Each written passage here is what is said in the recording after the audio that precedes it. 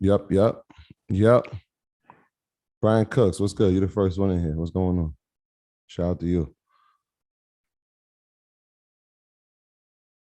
Let's let the home team in real quick.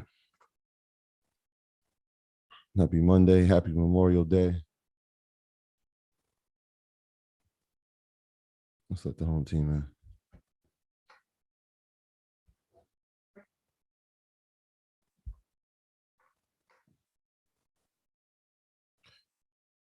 What up, y'all?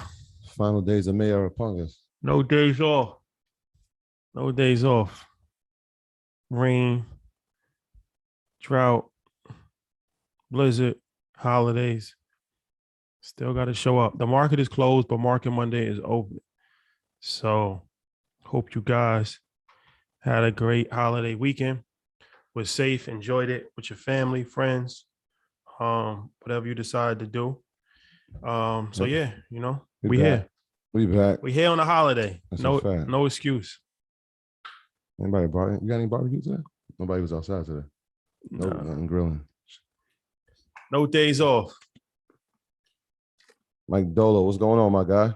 I see you. Let's let the good brother in.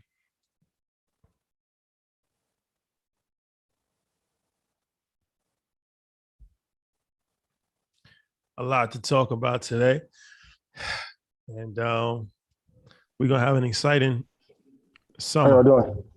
Good. I see a smoothie cup. You already know.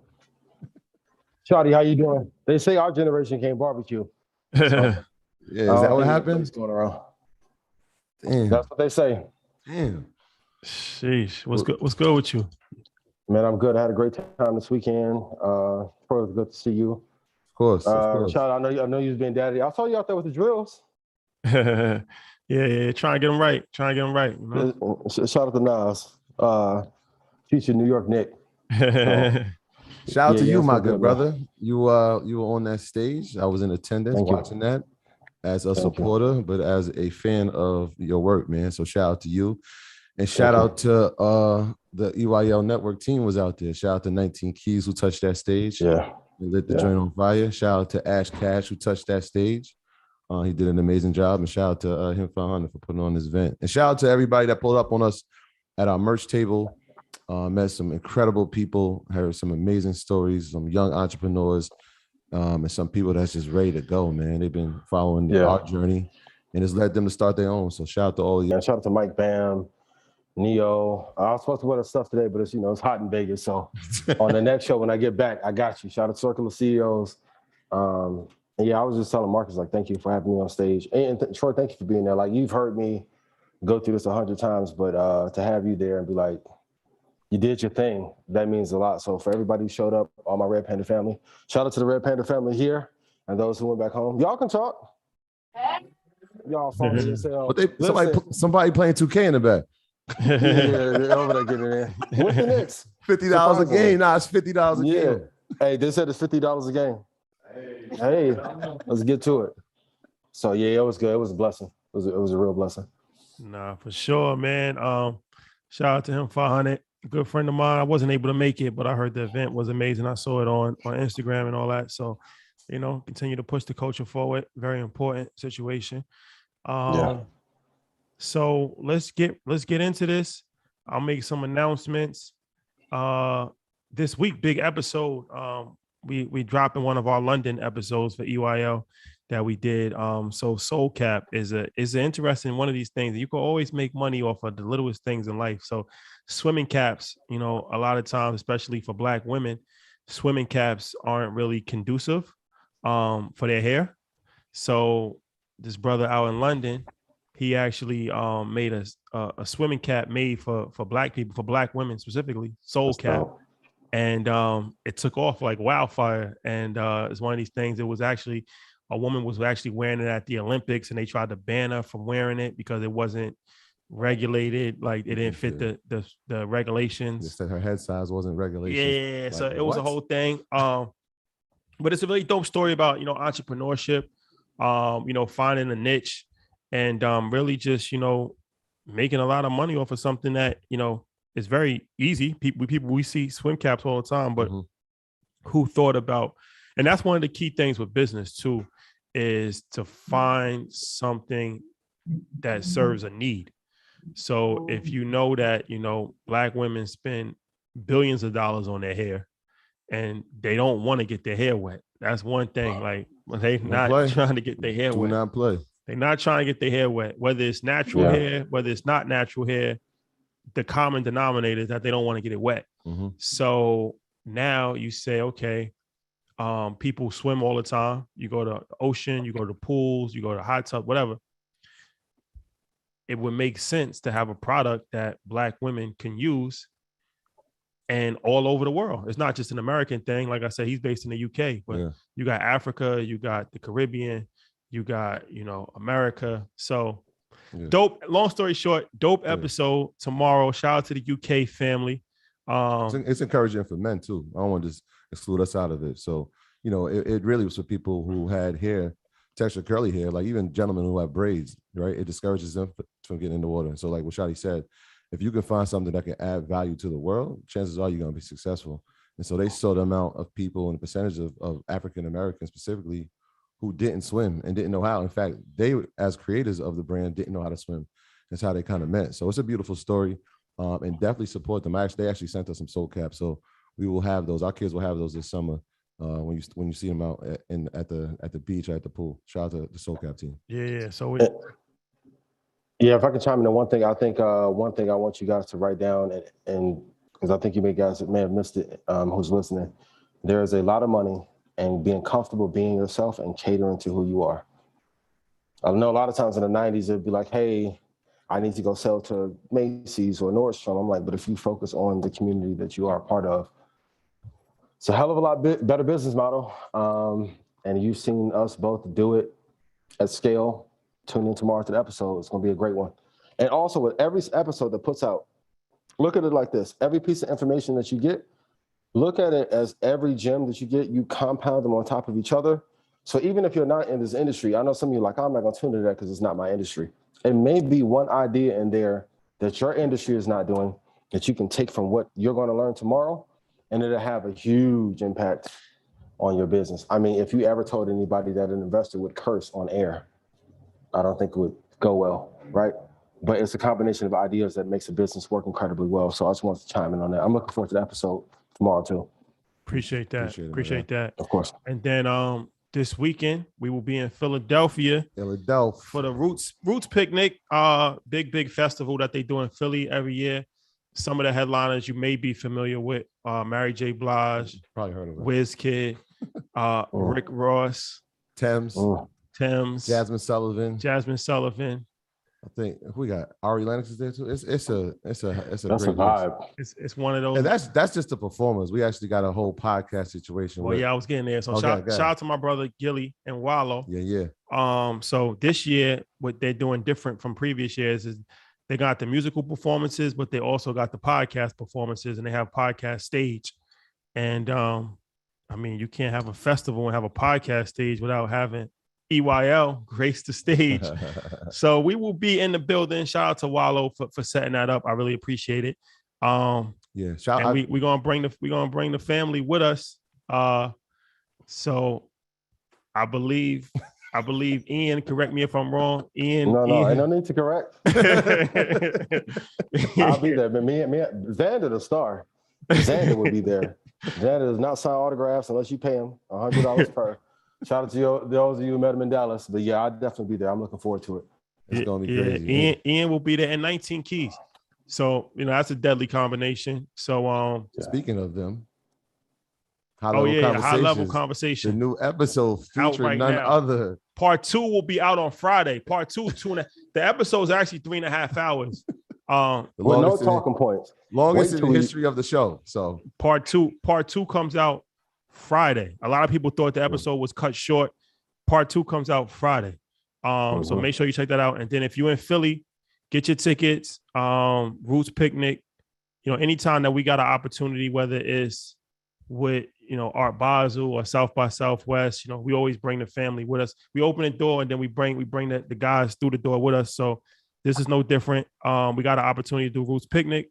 So what better people to have on stage with us than Home team. the stars of what we got going on. So Ian and my brother 19 Keys will be there on Sunday. Roots Picnic, legendary situation. Yeah, and I forgot to shout out Wallo. I'm glad you said that. I spoke to Wallo for about an hour about the future of podcasting and the business structure of it. Powerful conversation. I'm mad I missed that. Stay tuned alert has been fully issued. Stay tuned alert. Shout out to Wallo, shout out to Gilly. Shout out to Wallo and shout out to Gilly. So, Yeah. all right. Let's get to the disclaimer. And next week, Invest Fest. We putting this together. Next week, we might have a special surprise for you guys. Stay tuned. Stay tuned. I want to say it. They'll kill me if I do. The stay tuned alert has now Get it, Mike. in your Don't area. worry. All right, here we go. So y'all know how this works, man. First and foremost, let's shout out to the Red Panda family. Shout out to the earners and everybody that's watching on YouTube. We want to let you know about a great choice if you're looking to bank or invest. Ally is a leading digital financial service company with passionate customer service, innovative financial solutions, and our relentlessly focus on doing it right for both customers and our communities. Get with Ally so that you can save, invest, and spend on the things that matter most to you. For everything we need, we're all better off with an Ally. Shout out to them. Actually, we're going to be sitting down with the UM team this week. Shout out to them. John, Ryan, what's going on? Eden, what's up? You know how this works, man. Here comes a disclaimer. Do your own research. Please do your own research. Our content is intended to be used and must be used for informational purposes only. It's very important you do your own analysis before making any investment based on your own personal circumstances. You should take independent financial advice from a professional in connection with or independently research and verify any information that you find on our show and wish to rely upon, whether for the purpose of making an investment decision or otherwise. Please continue to do your research, share your research, and shout out to everybody that's been doing their research. A lot of people ran up on me this weekend and would tell me about the research that we're doing, tell me about the moves that they're looking, especially now that the market has pulled back and it's an opportune time. So shout out to them and shout out to the people at the airport who ran up on me too to show me their portfolios. That's always There's a lot of that. That's always it was a lot of that. Yeah. I appreciate you guys so much. I definitely will be in Philadelphia. I'm looking forward to it. You guys know Fuzzy and Q who do FAQ podcast? Yeah, they're gonna be in Philly. They're gonna be there and Weezy. So I can't wait for all of us to get up. 19, thank you again for having me on your show. You guys go check that out today. And then, like you said, the new episode will be out Friday. No stock club call tonight, but the slides from Recession Proof, how to be recession proof and build a recession proof portfolio, is in Kajabi already. So you can check that out after tonight. And then tomorrow, I have the replay from my buddy David, how to grow your business 10x through advertising. So I love you guys. Thank you for the support. Tune in next week. Don't miss Market Mondays next week. Be here at 7:55. Early. I'm gonna open up YouTube at 7:55 so y'all can get in here a little early. That's my promise to you. I'll do that for y'all. And we could just kick it for 5 minutes and then it's showtime. It's gonna be showtime. Yeah. Can't wait. God is good. Since the market was closed, maybe we can call an audible. I can do my Romo. Can we do a few questions to start? And since the video is a little bit longer, then I can play the video after. Or what do you think? Yeah, we can do that. You want to answer? You want to do questions? Q&A first from the audience? Yeah, let's do. Yeah, I want to do Q&A first because I feel like since the market is calm, let's do it. Everyone isn't panicking. People had a couple drinks this weekend, so they're in a good mood. so I know we have some good questions, and then to help them prepare for tomorrow. Let's do it. Bet. So yeah, earners, y'all know how this works. Put your hands up. Get your hands up. Get your hands up. Right. Damn, that was quick. Janet, you can come in early this week. Jan, we call it audible on the play. What's up, Jan? Hey guys. What's going on? Happy Monday. Happy Monday. Happy Memorial Day. Is it Memorial Day? Yeah. Still is. Yes. Yeah. What day is it? So happy Memorial Day to everyone. I hope you guys are having a great day. Let's get into these questions. Marielle, we're going to start with you. Unmute yourself, please.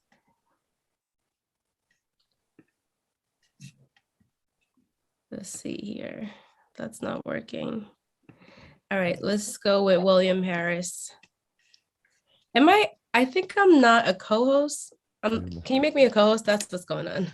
Yeah, I'm like, why isn't this working? How the beauty of live television. How dare they? I'm gonna go to William Harris saying, I see his name. I'm gonna unmute him. I got you. I got it. All right. Hello. Hey. Hi. Hey, Queen, how are you? Is that Marielle? Is that This is actually, it's me, Ray. The L's are silent. Oh, okay. That's beautiful. Ooh, perfect. Go trademark that. Hey, I may as well. I sent my question in via the email, but this is the gist of it. First of all, like everyone says, thank you all. And I just became an earner yesterday. Welcome to the Thank you. Thank you. So here's my question. In the chat. Yes. My son just turned 18 and he's graduating high school. So what financial advice would you give to an 18-year-old graduating high school right now? Rashad, you want to go first? Yeah, I met somebody recently actually that was young and similar, actually in the gym. Yep, I met a 20-year-old in the gym that asked me a similar question. I would say, as far as the financial advice, this is going to be something that most people don't want to hear, especially when they're young, but live below your means or don't overdo it. And I feel like a lot of times when you're young, you try to do things that you can't necessarily afford to do, whether it's getting a car that you might not be able to afford to get, or going on trips, going on vacations, different things that nature, going to Miami for Memorial Day weekend. So live below your means. Try to save at least 50% of the money that you get when you're working, whenever you start working, especially when you're living at home, assuming that he lives at home. So, you got to take advantage of when you don't have bills, because, before you know it, you're on your own, you got a family, you got children, and it becomes a lot harder to save money. So when you have an opportunity to save, even if it doesn't seem like a lot, to save as much as you possibly can and invest as much as you possibly can also, that's going to help. And I was telling the guy the other day, like, 18, even if you save and invest in a couple $100s a month, no matter what it is, that compounded interest over the time. And, you look at like even 20 years sounds like a lot for an 18-year-old, but 20 years is 38. Like I'm 38 right now. So I'm still living, like, I still feel young myself. So I wish I would have started investing when I was 18. It would have helped me out a lot when I'm 38 years old now. So as far as for business, a lot of people ask questions like, what kind of business would I start? I would say, try your hand at as many things as possible, because most businesses are going to fail. But the good thing is that you have the law of averages on your side if you have multiple opportunities at businesses. But once again, it becomes a lot harder to start businesses when you become, an adult and you got a lot of financial responsibilities and life kind of, takes its toll on you. So try as many businesses as possible, learn as much as possible, invest in your education, watch, YouTube, watch podcasts, read books, learn as much as possible. And the last thing I would say, well, the last two things I would say is find a mentor if you can. That'll accelerate. Well, that's you guys. Well, yeah, for sure. But even if you find one where you can actually have more of a personal relationship, that's extremely beneficial. And try to monitor your friends. The friends, yeah, the friends is a big one. So try to monitor friends. So that would be, that would be it for me. All right. Well, I love it. Thank you so much. And I'm looking forward to the trading component of the university. I'm looking forward to that when it rolls out. Thank you so much, brothers. Thank you. Perfect. We have class tomorrow at 7. With Chris. I will be there. Be there. And my son's name, by the way, is East, and he is very much anointed, protected, and extremely fortunate and charmed. I mean, shout out to East. With a mom like this. Thank you. Shout out to East. Thank you. You gave a legendary list. I mean, it was none. I'm not sure what to add. Yeah, but that's key. That what he said about invest in your education, and a lot of times it gets confusing. Like, this is a valuable lesson I learned in high school, and it stuck with me. Like, I remember being in like a math class, and I came close to failing it, and I was like, "Yo, this teacher sucks. This teacher sucks." And a friend of mine who had the teacher already was like, "Yeah, she sucks, but your education is up to you." And so, like, even if she doesn't teach, your education is going to be up to you, because if you pass or not, she'll still be teaching next year, and she'll be teaching the year after that. So you got to really take responsibility for your education. And so that's key. And understanding that was vital for me, but it can be vital for somebody who's listening now. But outside of that is like, yeah, these are the four walls or the parameters of a school, but educating yourself outside of that. And so imagine if you could learn about investing in real estate or crypto and stocks at an early age, at 17, 18. That's kind of what the parameters that we were doing early on.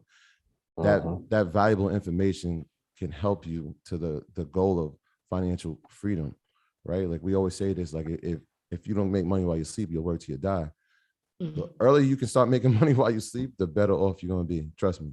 And so shout out to him and shout out to his mom for taking advantage of being part of this university and taking advantage of his education and putting him in the forefront. Shout out to you, Mom. Yeah.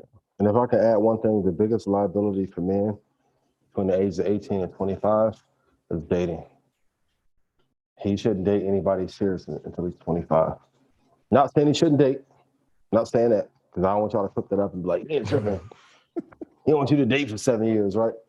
But if I can go back to when I was 18, all the fellas put yes in chat. If everyone you dated from 18 to 25, if you're over 30, if they're no longer here. Fellas, see how quiet they got? See, they don't want controversy like me, I feel you, right? But if you can avoid dating seriously and focus on building from 18 to 25, the amount of money your son can have by the time he turns 30.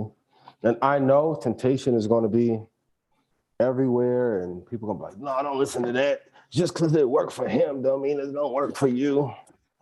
I'm telling you, 18 to 25, focus on you, King. When you turn 25, the whole world going to want you east. I know your mama don't want me to tell you that, but I'm going to tell you.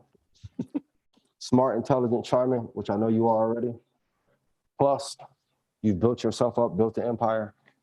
Dating will be the last thing you got to worry about when you're 25. Yeah, that's one of those things that Pac said. He said we're most dangerous when we're 25 to 30.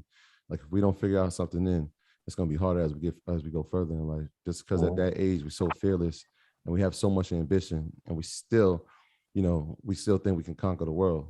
So if we can get them earlier than 25, then by 25 they've already had that, and they can fulfill their destiny. Yeah.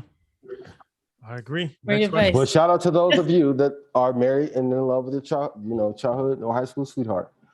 So, but 18 to 20, I'm learning. I have to clean things up.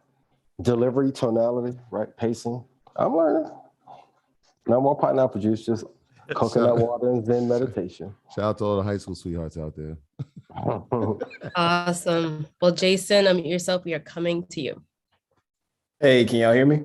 Yes, sir. Yes, what's up, Jay? Cool. How y'all doing? Good. Great. How are bro. you? Good. Just want to say shout out to you guys. I found you guys at the perfect time. I graduated college at the end of 2019, and I started working for a electrical wholesaler, which is basically like a private version of Home Depot for electricians. And recently I became the head of procurement for material, but all of the material is influenced by the current market price of copper. And recently I've been looking at the copper future to kind of determine what it's going to be week to week. But what's a better way to kind of forecast trends around copper? There's no better way. What the futures market in copper will tell you is where all the big players, institutions, private money, and even for those, if they're losing money on copper, they're offsetting the losses by trading. So the purpose of futures trading, let's say if you're a farmer, right? And if you trade milk futures, if cattle is not producing enough and the relationship and business partnership that you have with Deans or any, milk distribution company goes awry, you can trade that same product and same asset to offset any losses that you may have. So if you continue to look at that futures market, you will be able to predict ahead of time. And if I were you, I would quietly send an email to the CEO of that company every week and say, here's what I'm seeing. Do you see the same thing? Those that are in higher power and higher seats than you, don't tell them, ask. And after 8 or 9 weeks, he'll start coming to you. I know your middle manager or whomever, VP may hate it, but you have to make sure you have a relationship with those at the top. And if you help the company make a lot more money and buy better prices, you'll move up that chain a hell of a lot faster. But job well done. You are using that market properly inside of your job. Amazing job. Congrats. I appreciate that. Shout out to you. See what I'm saying? Doing your own research out there. Let me get doing the work. Let me get a question in. Actually. So it's crazy because last Monday, Market Mondays, at the end of the show, at the very, very end of the show, we talked about Amazon. Yeah.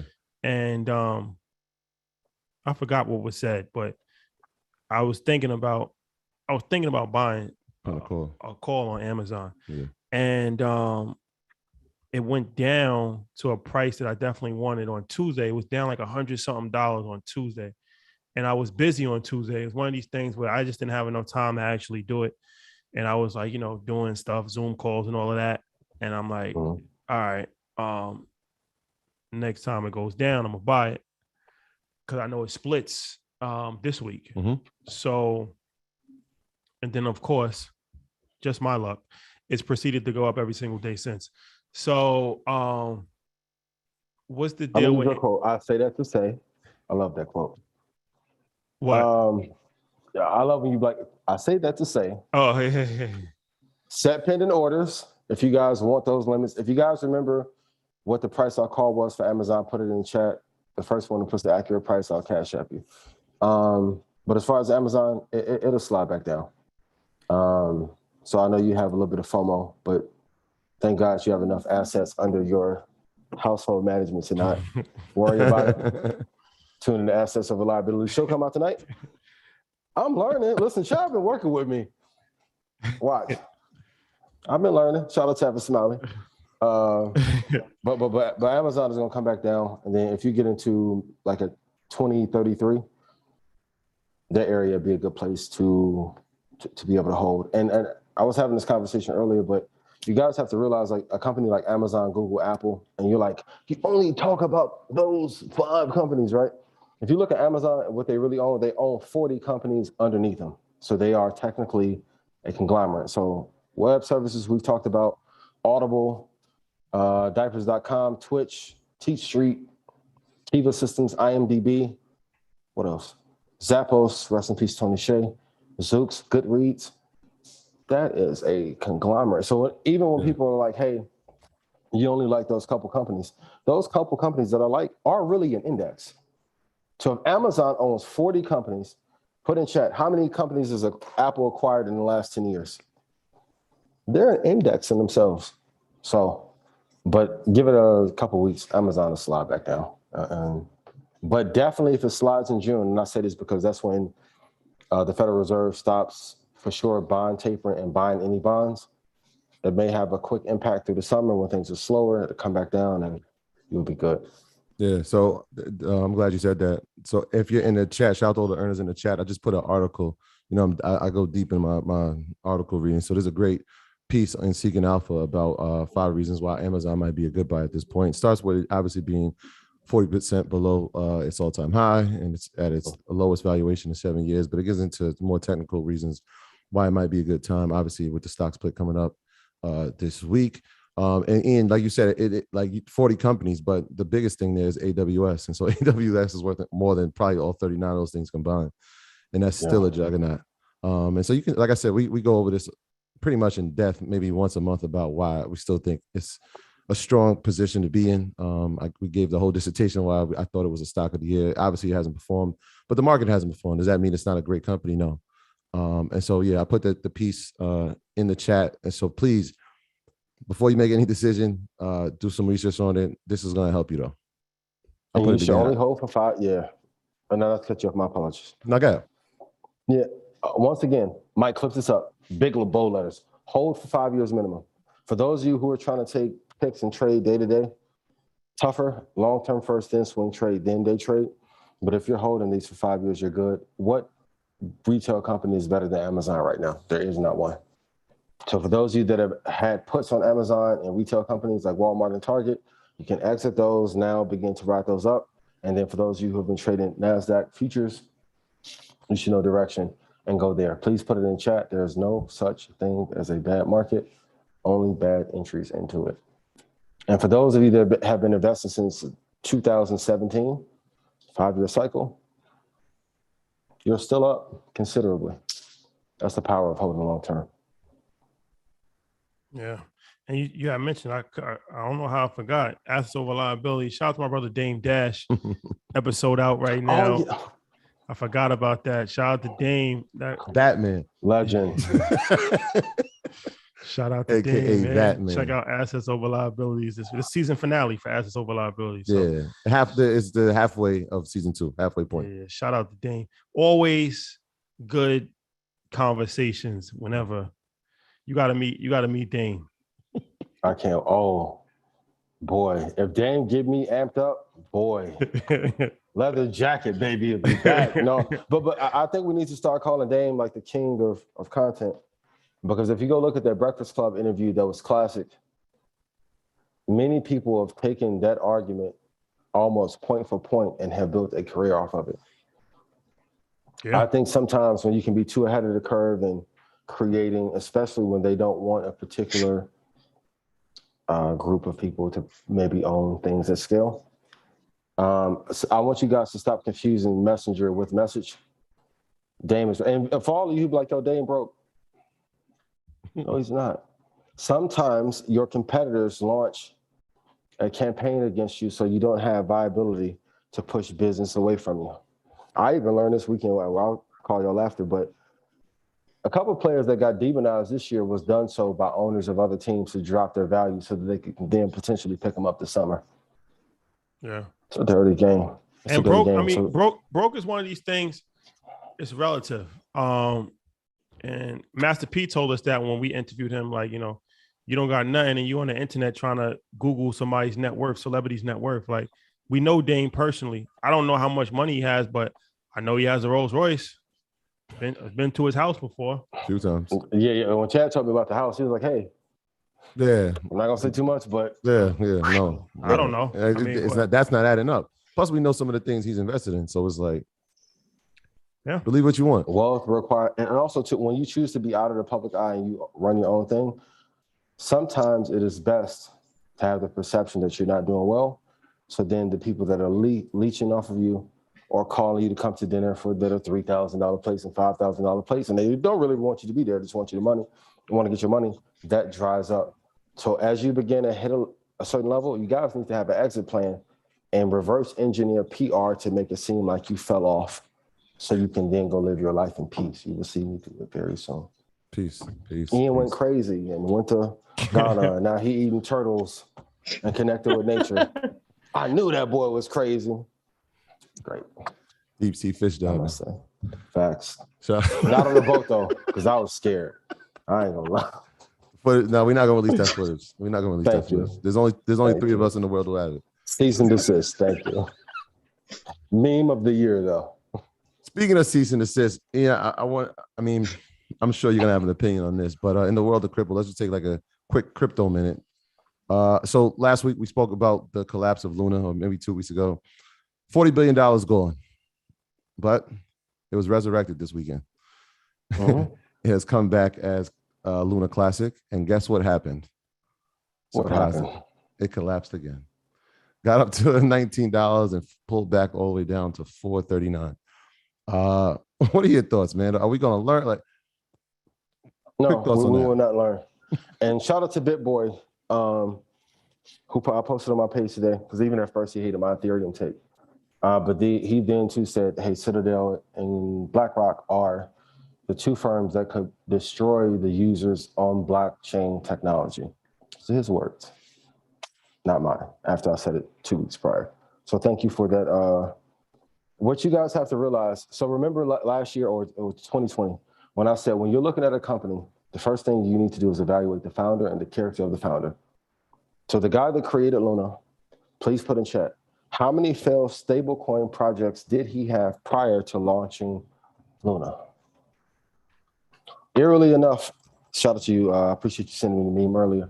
But also in a financial crash, a lot of Ponzi's get exposed.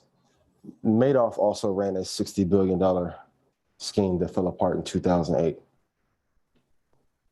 Do you think this is by accident? So what I'm saying, if Luna is saying, I am the stable coin or a banking equivalent for crypto, do it quietly.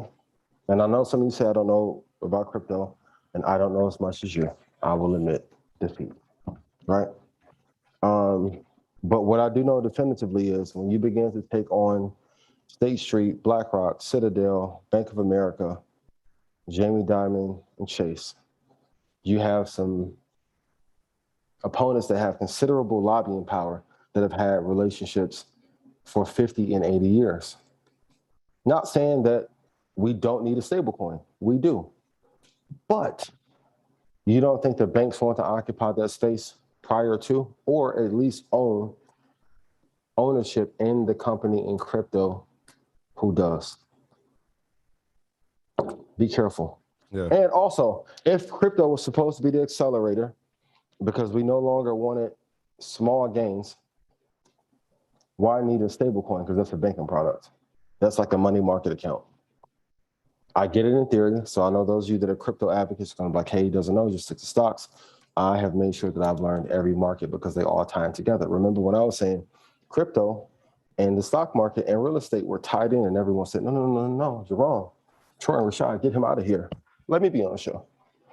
And lo and behold, we're here.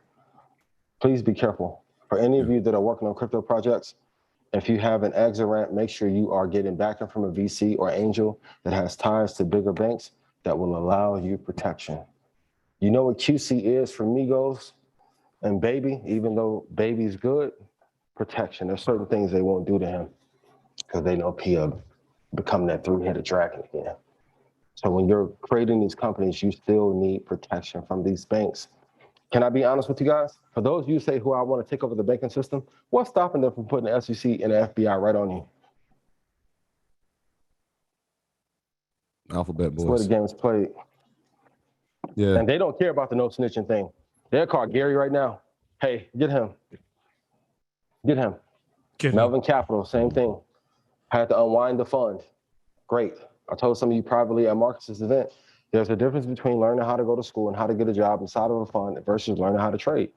Most of us that are Black or brown don't have the access to capital, but we know how to trade. Most of those inside the institutions have the capital, don't know how to trade. If you can bridge the gap and do both, you have an empire. That's why I'm arguing about what the definition of broke is, or even my post on. If you don't have it, shout out to Chris for clipping up on everything and running my social. I appreciate you too. But you have to realize the game that you're playing once you get into the financial markets. The kings at the top are always going to be the Vatican and the banks. If it hasn't changed since 1400, do you honestly think that a piece of technology that is already owned by the governments, plural, but I'll let y'all find that out on your own, do you think a piece of technology will change that? People are corruptible.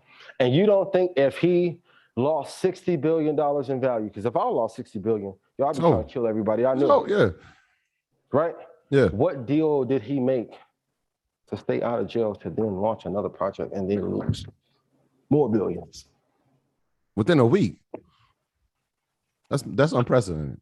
And that's what the part that was puzzling to me. I was like, we literally watched it, we reported on it, we spoke about it, 40 billion loss. What mindset do we have to be in to say, all right, let's give this another shot within a week's time? You know what I mean? It was just like a little confusing to me, but Hopian. That's Am why. I getting too deep for y'all? Hey, y'all can put lighten up in chat. I'll get to the jokes. But if you want the truth, and then he may have one more that he tries to do. But don't be surprised if that guy goes off the grid in a little bit, and then he helps the government launch their project. That will be the stable coin that actually is stable. High level. I know I don't know anything about crypto. I don't. Not one thing. Even though I was in Bitcoin 2013, but nobody black didn't even touch it. I don't know nothing. Be careful. Be careful. Like if the FBI came in and raided crypto.com, Luna, Coinbase, you don't think they're going to cooperate? Especially for all you revolutionaries. I'll lighten up. Smoothie King, tune into Essence of Reliability. Damn, I need to talk to you so I can avoid some of these pitfalls. Thank you. Almost 5,000 people on YouTube. Hit the like button. Hit the like button and share. Hit the like button and share. Let's get over 5,000. Kudos to you guys for tuning in on a holiday, taking your education serious. So appreciate that. Let's get like one more question. I have one question. I'm raising my hand kindly though. Okay. What do you guys think of Mark Zuckerberg blowing up Instagram and reformatting it to look like TikTok? Back to you guys. I mean, that's been a formula of Instagram from day one. Whether, like I said, with Snapchat, they took the reels from Snapchat. They took the stories. They took the stories from Snapchat. They took the Vine. They took the video concept from Vine. They took the long format video concept from YouTube. Took the filters from Snap. That was Snapchat. Yep.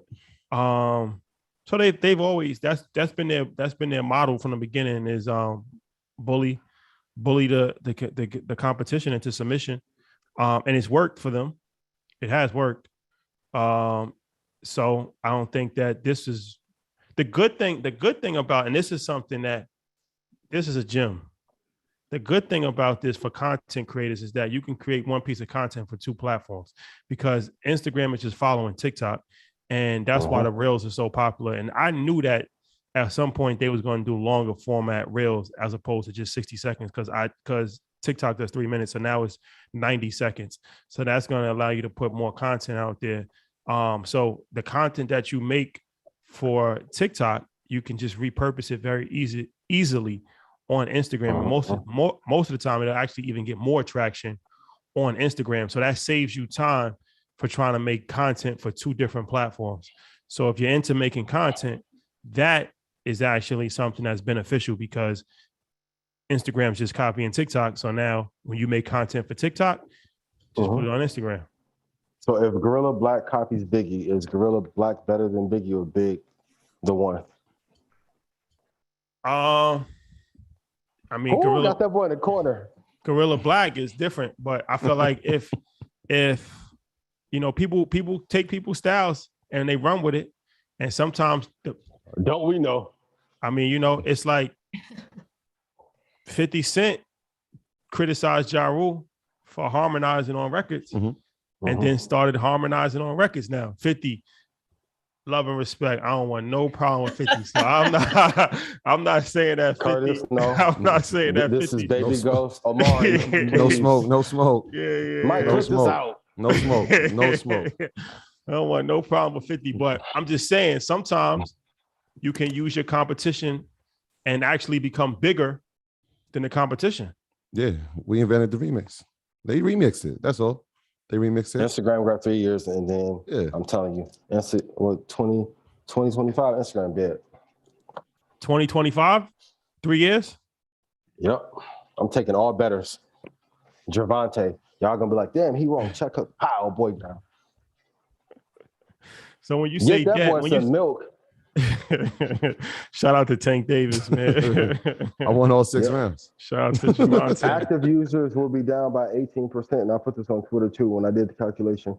21 to 23% of Twitter users are bots. So if that's the case, what do we think it is on Instagram? That code a little bit harder to crack through. Shout out to the Red Panther team. I appreciate you for getting that data. 3 years, the users will be down probably by 18 to 25%. I'm thinking all better. Put in chat, what other crazy shit have I said? And then it came true. Because if I'm now copying your platform, oh my God, please stop me when you need to. If Facebook is one of the greatest, if Zuckerberg is one of the greatest inventors of all time, right? Even though I told you he stole the code. So if I go in, shout out to Fat Joe, and I go get Don Cartagena 3 lyrics and I put the album out, that's not really me. That's Joe. And if I never put an album out, what happens? He was a fraud. So if he created Facebook and sold the idea and every other great idea was an acquisition and the boy ain't created nothing in 14 years, how is he a great inventor, a great creator? He's not. Boy's a thief. Kudos to Sheryl Sandberg, who came in and ran the company. That's why they haven't been able to create anything. The government will not let them acquire anything for the next 10 years. Go Google what senators and congressmen hate Zuckerberg and going to block. That's why they always put him on the stand and press him. So let me ask you this. If Instagram is dead, who's going to take over? Because TikTok is not really, TikTok's kind of falling off. I'm gonna be honest with you. They're having a lot of issues that people is leaving the platform. TikTok's not as hot as it was 6 months ago. Or is it here? Is the new thing here yet? I don't think TikTok is going to be the. I don't think so either. I don't think so. Yeah. So it's not here yet. You guys are saying that TikTok isn't better than Instagram currently? I'm not on there. Yeah. I mean, I have an account. What I'm saying is, Ian, like, we know these things go in cycles, right? So if this goes in a 7-year cycle as far as social media platforms, we saw with Facebook, and now you're saying this with Instagram, is the new thing. Well, I don't think TikTok's gonna have a 7-year run like that, but is the new thing here yet, or is somebody creating it right now? Bill Gurley hasn't funded it yet. Sequoia. So here's how you guys know. Take me out of it, because my opinion doesn't matter at all. Who funds it? I want you guys to go to the Apple playlist and look at social media and who's at the top of that list, right?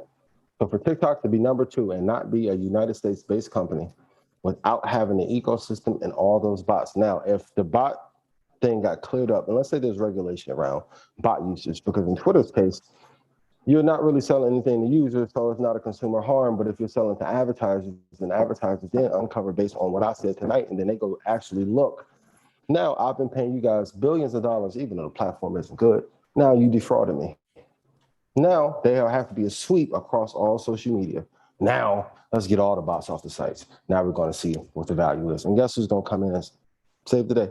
Bill Gurley, Andreessen Horowitz. When you start to see them put money into TikTok, and put in chat which top VCs in the United States invested in TikTok that does not like Zuckerberg, as Boosie would say. It's not about me, it's about the chain. So if Adam Silver doesn't like me, then Jeannie Buss and Bron, am I playing on the Lakers? I can score 63 a night.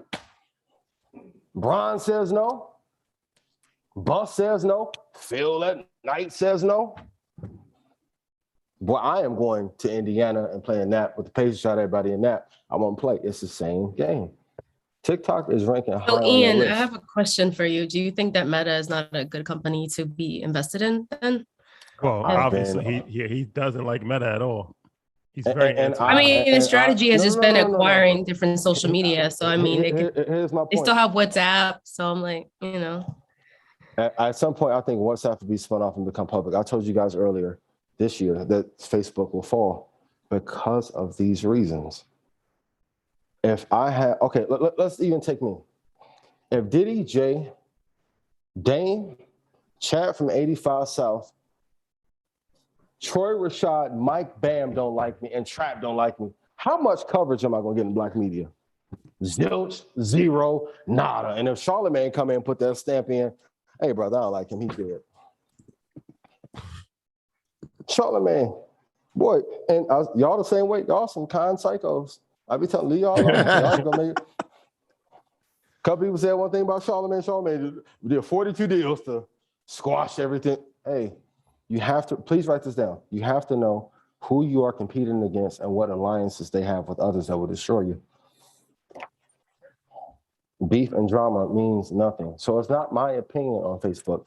I actually think Zuckerberg was the last American entrepreneur in the last 20 years to build a company of true value, even though he stole it from the Winklevoss twins. Yet and still, I'm around black people all the time. I ain't seen none of y'all with them fucking goggles on once. I got 2 pair. I haven't seen one person pull up on me in Jersey or New York or Alabama or Mississippi, Vegas, LA, Arizona, East St. Louis with them goggles on. Hardware costs too much, not nimble enough, and they didn't learn from the Google Glass fiasco. No. If I'm looking long term, and for those of you know, I've been on Facebook since 2005. Built majority of my internet fame off of Facebook. So I have vested interest in that still going well. But Facebook has a great probability of dropping back down to its 2018 low of $121.82, especially with no quantitative easing. Yeah. Okay. Doesn't mean I don't think the company isn't great, but I would invest in the stock long term, and it doesn't have the zeal that it once does, and neither does Instagram. Yeah, and I think Zuckerberg just came out last week. I know that the time frame on the metaverse itself, the big initiative for them, It says 3 to 5 years out before you even making any type of revenue. And so that's a $50 billion spend with no return. So that's part of it too. Wait, Ian, is that Ian Dunlap? Yeah. Ian, your hand's raised. Yes. Troy Rashad, how y'all doing? I got one more question. Man? I'm learning not to jump over the audio. Makes editing hard. I'm learning. Here's how you know Instagram is also falling apart. How does Instagram make its money? Everybody put the answer in chat. And go ask advertisers over a 4-year period how much of a decline in sales volume based on advertising on the platform and reach they've had, because you can only advertise to real active users when we use the ad platform. That's how you really know if a platform is working or not. If I put in $1 and year over year, is my return on leads and return on capital that I've invested, because I was in advertising first before I decided to do this Warren Buffett shit, as my uncle said, right? How much return? If you guys, every year I've seen merch gotten better. I told Bam, I said, what is this, velvet?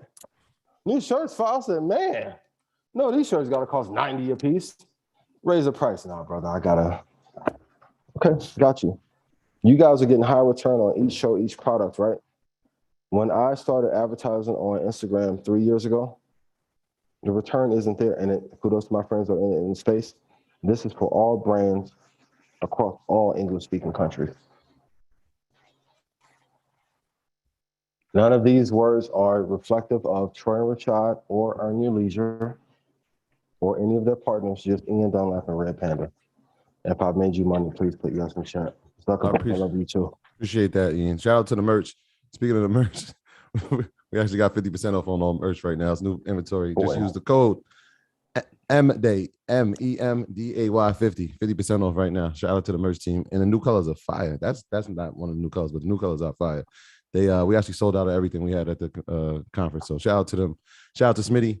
I know we ain't shouting him out earlier. Shout out to my dog Smitty. Yeah. Let's get one more question if we can before we go to the. Are we still doing a presentation or? I'm a team player, so we could do our questions tonight. What do you guys want to do? You guys can put it in chat. Let's make it about the people. All right. Tune in to Assets of Reliability tonight. Learn from one of the legends. Yes. Dash, please. My brother. I want y'all to start treating Dame the way that y'all treat Gary Vee, and I love Gary Vee, Mike Boyd. I appreciate you, but we have to begin to treat those that speak to us in the same fashion that we treat others. And our earners are overwhelmingly saying they want to see this presentation. The presentation's like it's like 70 minutes though, right? A 55 piece. So what we could do is table it and give more. YouTube is going all questions. And then do it next week. Yeah, let's do questions. Let's keep it questions. Let's do it next week. We'll save it for them. Let's do it. We got y'all, earners. We got y'all. We appreciate y'all. All right, I could do something special because I dropped it for Stock Club last week. What I could do, I can drop the link and you guys can put it in and upload it tonight. Membership has its benefits. Yeah. Oh, wait, they're roaring back now on YouTube. What were they saying? They're saying presentation. Join Stock Club. I love it. I love it. All right, Anita, yourself, please. Anita, what's up? Hi guys, how y'all doing? Thank you so much for all that you do. I appreciate you guys. I have a question. My granddaughter's graduating from high school and I normally give her money. I want to put $1,000 in stocks for her and I'm looking at NVIDIA. And do you guys recommend that I wait for Amazon and not do AMD? That's kind of what I want to vote from you guys. A vote? My vote is all three. My vote is all three. Okay, so split 1,000 between all three. Okay, I'm in all. I'm just personally telling you like the things that I have high interest in. All three. All three. Those are all three. Great stocks. Okay. Yeah, I agree. I would do NVIDIA at 131.81. So you guys can write that down. And NVIDIA at 131.81. You said Amazon. I would definitely wait after the split, but I'll give you a price for now. If it gets to 1972, I would get in there. What was the third one? AMD. Oh, that's my baby. I'll do AMD at $72. And if you hold those for, she's 10 years. She's 18, so I wanted to hold them for longer than that. But please do. Then she'll be able to take care of you. And it's a great part. If you put her in early, so if you look, it's one of my favorites. But if you look when AMD started to take off after 2009, it was at $1.61. Most of the people in Red Panda are in anywhere from $10 to $14. And that, and in 10 years plus, it went from 181 to 164. So if we drop back down any further, I have a price target for AMD in like 4 years for like 210. So just hope. For those of you with graduating children, please share this. Put the money away and allow them not to touch it for 10 years. Absolutely. I know they're going to need it for books, or I need a deposit for an apartment and all that. All those are mechanisms to draw money out of our accounts to make other people rich. No, I'm grandma, so she doesn't get it till she gets it in my will. Oh. So she doesn't get to see it until You're amazing. And I'll tell you a story. My grandmother invested in Microsoft the first year at IPO, and one of her friends talked her out of it. I hate even looking at the chart. I was born in 1982, so this is in 1985, adjusted for all the splits in 1986. My grandmother's base price would have been 31 cents into Microsoft. Wow. Now, wasn't that at the time? It's at 273 now. That's why I tell you guys, people who give you advice or information want two things. If they are not in a position to give you the money if they mess up, do not listen to them. That's in all of business. Number two, people sometimes will tell you to do things that are not in your best interest, not because they're trying to harm you, but because they do not know. So even as controversial as the Facebook take and Instagram take may be, right? Maybe it sounds controversial because we have been lied to so much that the truth actually sounds foreign. So I'm proud of you for doing that for your granddaughter. Yes, make her hold it. And even when she gets it at your will, please make her keep at least 30% of that money until she's 50 and make it a mandate in that will. Great idea. Thank you. I will do that. Thank you. Thank you, Anita. Shout out to the grandmas and grandpas. Yeah, that's incredible, man. Already, thinking about the next generation. That's what it's about. That's what it's about right there. Yeah. Excellent. James, well, we're coming to you. Unmute yourself, please.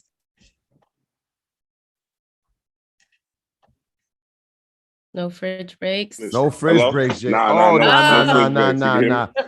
Janet said it. It wasn't me, bro. Hello. Did say it. Y'all got to be ready.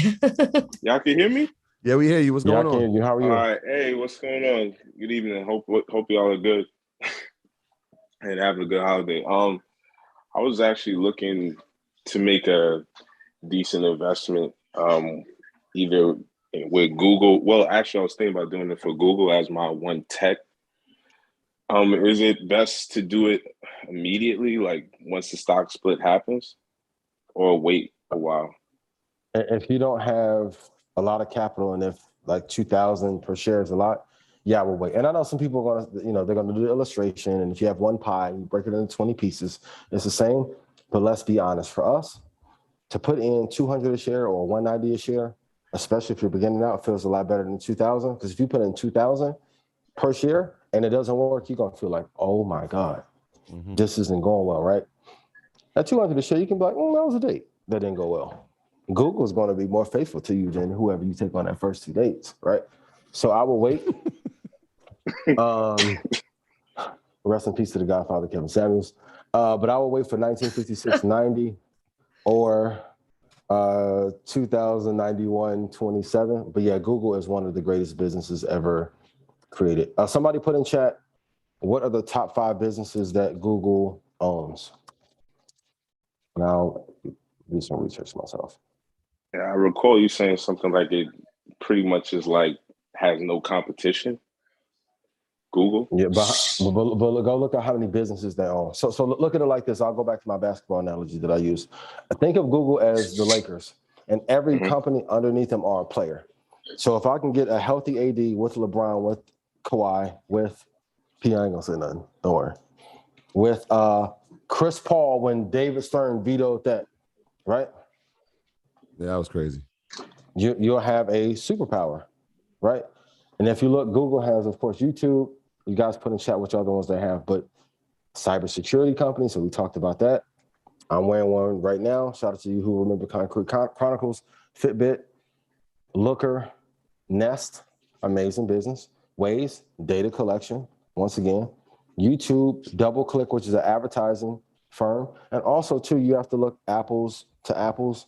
If you look at a digital platform to advertise on, Google is better, and they are the godfather of internet advertising.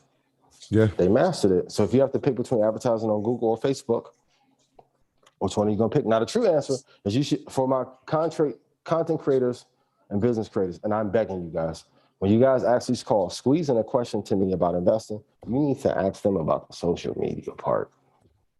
Because if I get this script to Trey Young or somebody for Above the Rim 3, Shotty and Troy going to produce it with me, and we're going to be off to the moon. So be sure to squeeze those questions in. But I'm telling you, if a company owns 7 or 8 amazing companies inside of the empire, why not just invest in them? So Google is absolutely amazing. Yeah, I'm glad you said that. Because I like part of that. Oh, I'm sorry. Part I was just looking of at that as the Microsoft. I mean, both are great. Both are great. And what you said about owing 70% of the industry, like part of the conversation we were having this weekend was about the podcasting space and YouTube's role in it. And one of the interesting things that I was kind of thinking about and didn't really hit me was like, they could come into the space, but do they need to? Right? Because every podcast, pretty much, if they want to be on the visual side, there's one place they have to go. So it almost becomes like, all right, we could do it, but I know you need me for the visual. And so they you know what I mean? So it's like one of those spaces, like they're going to dominate the business, and they don't even have to enter the other space because people know that if you want to watch me, there's one place you're going to do it, and that's on YouTube. So that's dope. And then again, on the stock split itself, I just wanted, so some people may not be familiar with the date. Yes, Google will be splitting a 20-1 split on July 15th of this year. So July 15th, 21 split on Google. Like you said, when somebody asks you to pay $2,000 for a share, it's going to feel a lot different when you have to pay $200. And so when people see $200, they're more likely to buy more shares, right? You might say, all right, well, now with $1,000, I can buy 5 shares. And so it's a different feel, even though it is technically the same amount, it just feels different. So and then also on top of that, Shotty, my bad, go ahead. No, go ahead. Also on top of that, hedge funds will then be able to buy more shares. I was listening to Mike and Josh's show this past weekend. Let me pull up the stat, and I'm just saying it because I want to give credit and not feel like I'm jacking ideas from them. But if you look at the stocks that appear most frequently amongst hedge funds: Apple, Amazon, Alphabet, Meta. So Facebook is still in the top 5. So Microsoft, Amazon, Meta, Apple, and Visa are the top 5 that always pop up. If Google goes to a price where it's more affordable, now you're going to see it move up higher in that list. My frame of thought is like from a basketball perspective, and shout out to everybody in Dream Team that we play ball with. I was victorious that first game or no? Y'all they sound depressed. Y'all clap for me. But Google will move higher up that list since it's more affordable. Please write this down for every business owner. And then I want you guys, we got to get like Shotty's social media segment on here every week. But you always have to look at a company. Is this company able to beat my portfolio and every other company in the landscape? So if your stock does not feel like Tyson in 88, 87, Tyson versus Mitch Green in the ring and out of, don't invest of it. I know some of you want to trade, and I get it. And I know it's frustrating as hell to hear me say, do this, 2 tech, 2 index. A guy even commented today on Instagram. Thank God I took Instagram off my phone.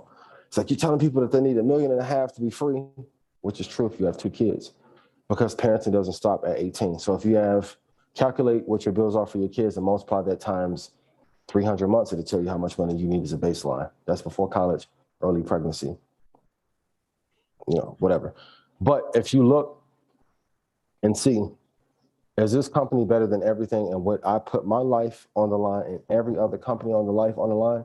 That's the ultimate screener to take away Neo, Plug, Luna. Like I said, I even remember in 2016 when Litecoin was the hottest thing on the crypto market, And Litecoin is now not even talked about. It's not about my ego or if I like the stock. To be real, I don't own enough shares of any company to be a majority owner or earn enough from them to care. I know some of you are like, well, he liked this one just because I don't work with Vanguard. Tim Cook has not called me. I'm not running a flag for them. These are just the best companies in the world to invest in. And once you know how to do that, same with them. You notice their portfolio is great. And we all had the same picks. Trap is good at Bonowin. And then everyone that has a good stock portfolio has a good business. They select talent well to be on their network, and all their other ventures go well. They didn't put assets of liabilities on C-SPAN or WeChat, right? And they won't say it. Y'all can close up screen if you want to real quick. Most Black creators wouldn't even put their content on Revolt. They would have chose to go to Paramount or someone that is non-us. Keep it 1,000 while we're talking for the culture, right? So you're seeing us walking deep, but I'm begging you. The reason why a lot of you lost more than you wanted to and then didn't want to hear me rant about it, because you feel like you have to be writing your pick. Some of you are like, hey, Saturday this weekend, I was like, yo, when you going to put out a free course on investing? Stock Club too much. Market Mondays is the free course. Stock Club, put in chat, do I do more work for this show or here? Here, I'm gonna keep it 1,000. Stock Club don't even get most of the replays from here. This is the free course. Hey man, why don't you be dope to have a hedge fund? Market Mondays is the fucking hedge fund. I just ain't charged you 20 or 0 and 0. But if I need 9,000 of y'all to go to Goldman with me, y'all gonna go and say I made you money, right? Yay or nay, put it in chat. If I made you money, please put yes in chat. Investing, and I said this Saturday at Marcus' seminar, man, if we know, and I'll see y'all at these events dressed immaculately. Women, makeup done well, fellas, your haircut fly, shoes fly, great. Why are you telling me, and for those of you who took penitentiary chances, how are you telling me you don't know how to invest in one company when it's the easiest thing to do on earth in any era, any decade? And to go back to the origin of slavery, which then turned into our financial markets in the United States of America, they went to the top 5 countries with the most Black people that had highest viability of living the longest and went there. They didn't go to the 18th region. Take the top 5, and then from there say, is this business can destroy this one? Can Facebook destroy Google? No. Can Apple destroy Google? No. Can Google destroy Apple? That's why you have partnership. Google, put in chat, how much does Google pay Apple to be that #1 search option on the iPhone when Apple has their own browser? That's like me having another platform and putting somebody else and saying, hey, I'm a better investor. Stock Club members go to him first. Him, her, bodies. No. And then Apple pays Google $10 million. And what does that do for the tax basis for both those companies? And then also, too, you have to partner when you're top 5, because if not, the governments are going to put antitrust. So when people are like, hey, man, Apple going to fall apart because of the antitrust thing. No, if I trust in you that I go to the White House and then me and my cohorts and us 5 do business together. Same thing you see with Circle of CEOs and us this weekend. Like, honestly, egotistically, a lot of y'all, I'm going to be real, be like, man, when you go do your own show? I want to hear your own Market Mondays by yourself. I said, that's because you motherfucking hate me. All the money's in collaboration. I'm going to be real with you. There's no such thing as self-made. You need partnership. Meanwhile, every other race and background and group of people come together and do business together, whether they like each other or not. You seen Shawty sometimes hate some of the shit I'm saying, cool, but it worked. Key say some crazy stuff, quote unquote. Shout out to my guy Ty. We was at Allegedly. Soul House. Yeah, like yo, no. I know I can be tough to work with. I just make sure that them dollars roll in and offset some of the dumb shit. Same with Kanye. Yeah, Kanye wild, but it's like the boy said $92 million worth of years. Like, shit, he ain't that good. He all right. All right. And then I start meditating and shit. Like, damn, he ain't cool. He ain't tripping. He ain't online. For those Even everybody in finance, I love options and Forex and whatever you want to crypto. Oh, while we're speaking of crypto, oh, baby, might clip this up. Put it on my page in keys. For those of you who are listening to this on the audio experience, Ian has now sat back in the chair. Yes, he's back in the chair. Ian, while you were going, they gave you a new name in the chat, and I think Trader Kiss. Trader Kiss. This is a new name for Ian. Trader Kiss is nice. Trader Kiss. Jada. So this has come up now. This is new after you left the chair and went back to it. So Trader Kiss is a new name. Since y'all call me that, what I'm gonna do, because I'm on Versus Energy. Next week we got a special surprise. I can't tell you. Don't do it. Don't do it. Please, I won't. But since y'all said that I've never played the verse in public, I'm gonna play Jada's verse from the Red Panda Anthem next week at top of the show. Since y'all said that, and this the crowd has gone wild in the back. Jada, need your help. Oh, Murder Beats about to executive produce half the album too. You're just gonna tell them everything, huh? Murder on the beat, so it's not nice. It's not He's nice. in the chat, so it's not nice. I want y'all to go to GordonGonner.com. Let's talk crypto. This is Crypto Corner, not sponsored by Coinbase or Crypto.com. But since everyone like, yo, Ian been hanging with Keys 3 weeks, and all of a sudden he Dr. Umar Ian Smiley Johnson. Great. Great. What a night. What a night.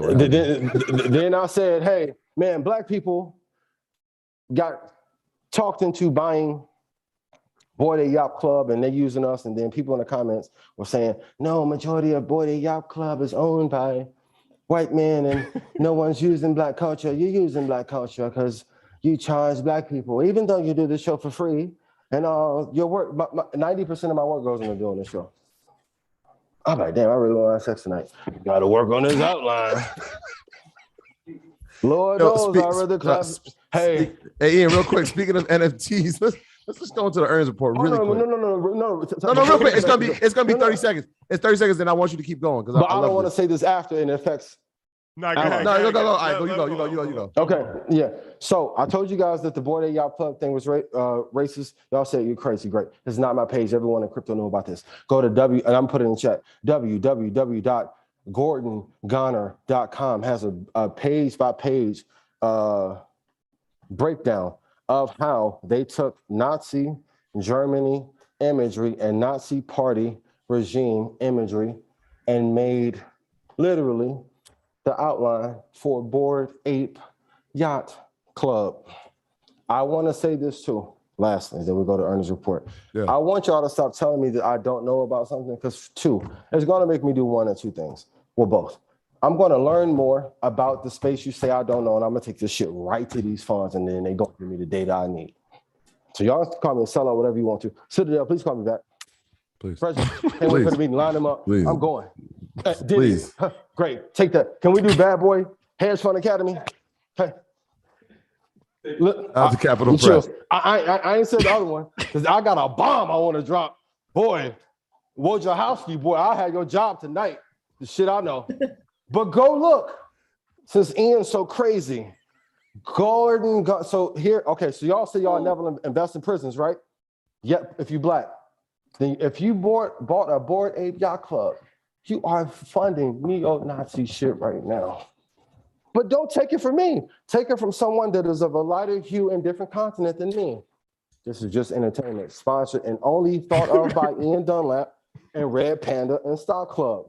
The Red Panda Rebellion has nothing to do with earn your leisure, assets over liabilities, or partners or affiliates. Only me.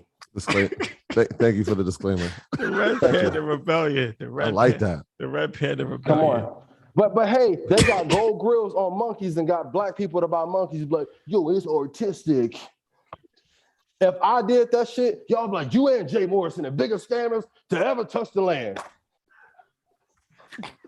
I said it, not them. Red Panda, sue me if it's an issue. I got the money to fight it. Shout out to Ally. Earn your leisure, assets. So I'm on Dame mode. Said, let's go in the background. That's hard. Keep telling me I don't know something. Man, most of y'all wouldn't even run. And I'm not talking to all our people. I'm talking to those who say I don't know. Then you come and back my motherfucking takes. Dog, some of y'all who saying the same thing I'm saying word for word 2 weeks later. And the truth is, there's no competition in finance. So remember, because this is not me being humble, this is performance art. Because when I was quiet with the glasses on, boy, the views loading a bitch. And even in business, please write this down. Sometimes you have to make people hate you to then win them over to then love you. That's what the performance art from Pineapple. But you think I'd be that mad about what people say about it? Oh, I've invested in 2000. I don't give a damn what nobody say. My baby, y'all see how good my baby be looking? His skin be glowing. He don't put no Tatcha or nothing on his face. That's just him. You see how Shawty and Troy kids be looking? Then you'll be happy as hell everywhere we go. Natural fruits and berries, man. Nothing but juices and berries. This is just entertainment. And if y'all like my performance tonight, please put yes in chat. But that deserves supporting the Hiller shit. Ian, that deserves a hell yeah. But when you get back off, oh man, wait till I talk to Dame and then I get one more FaceTime with Joe. I'm gonna come on and be crazy. Hell I'm gonna fade to black. Let's go. There you go. In other news. Legendary turned into an impromptu TED talk. Yes. Stood up and everything. They actually had Gordon, the curse. They had the curse counter on you, Ian. They had the curse counter on you. I think we got up to 7. So that is a low for you in one of these. So shout out to you for moderating yourself. It's even with, I'm gonna be real, like even with that, if I'm like, okay, well technically the feds are gonna taper back bonds in June, and as a result, the crypto market is gonna fall 13%, and then S&P is gonna dive down. Y'all see that all the time on every other channel. Sometimes the truth sounds foreign because you are being lied to so much. Realize that schools, institutions, banks, crypto.com, NFTs, hedge funds, financial influencers, and please stop calling me a financial influencer. I'm a master investor. I'm here to serve the people. If I made you money, please put yes in chat. This might be me. And then the Lord said on third day. See, I grew up in church. I'll wait. Right? I'll wait. Put yes in chat. And even with the NFT and crypto space, if I pumped some of these and they fell apart, y'all be hoping that 2 Tech 2 Index fall apart. Like how, and I told y'all NFTs were gonna fall apart. Man, Ian, crazy as hell. You notice when I say these outlandish statements, this is how you really know. Gary V, Mike Novogratz, Citadel, BlackRock, Bank of America, kudos to you, Brian Moynihan, I appreciate you. State Street, and no big institute, Bonawyn doesn't say. Because if I was wrong, Josh will call me, or call Shotty, or Bonawyn will call me and say, dog, you off base. You wrong about this one. I know where you was going. When I had a meeting with us, I said it before, and I'm gonna say it quietly. If some of the people that are trying to teach you about investing are so great at investing, why haven't BlackRock, State Street, JP Morgan called any of them? They can tell you, well, it's because I just choose to stay here and I don't want the chance to work with the hedge funds and banks. I'm like, but you working with the feds. You work with the feds, but not with BlackRock. Yo, let's go to the.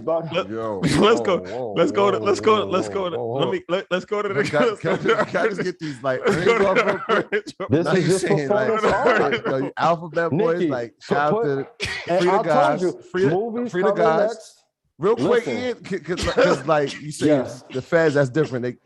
I'll be fresh as hell if they watching. But look, tomorrow, Salesforce CRM will be reporting their earnings. I love Salesforce.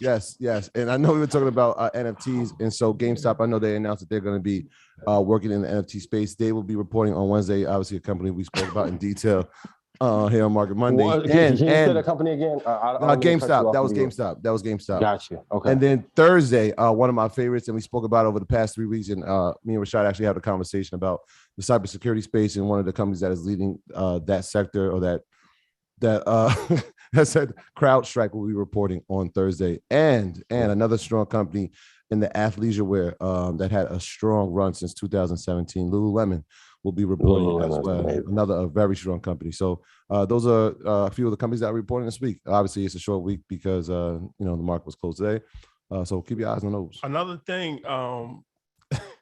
Another. I'm happy when I make you laugh. It was 2 moments. Invest Us, when you came out the side of the stage, and he was like, "Yo, we got a co-following." And when I get a couple of these jokes off, you start laughing. I'm like, "That boy good." I used to wreck Shotty nerves on the show later. Boy, I've learned. It's entertainment. It's all entertainment. It's just entertainment. Charleston White told me. Charleston White was like, "Yo, the mistake that you made, you came out trying to be a hero. Anytime you try to be a hero to the black people, at some point the black people want to kill you. You should have came out being a villain like me." You spoke to him? Unfiltered coming back soon. Let's talk. Oh man. Yeah, I called the cops. Shout out 600 Breezy. Shout out 600 Breezy for. You know. You're damn right. I called the cops, man. The next three major stock splits. Amazon, June 6th, 20-1. So that'll make his stock around $113. It's like $2,200 now. Shopify 10-1, right? 10-1. Yep. And not a lot of people talking about the Shopify. They're not 10-1 is good. 10-1, and that's gonna be on June 26th. Mm-hmm. So that'll turn his stock into around $36 a share. Oh, they need that. Yeah, and then Google, of course, that's July 18th, 20-1, and that'll turn his stock into around $112 a share. Yeah. So the order in which you guys should buy these, Mike, flip this up, please. Google first, then Amazon. Shopify is third. So it's not a superstar. We was having a conversation yesterday if Jason Tatum is a star or a superstar. I would say no disrespect to the God, but Shopify right now is Tyler Hero. Is Tyler Hero, who didn't play in the second half yesterday? Shopify ain't playing well, and it was my baby, one of my picks. Yeah. Trust me.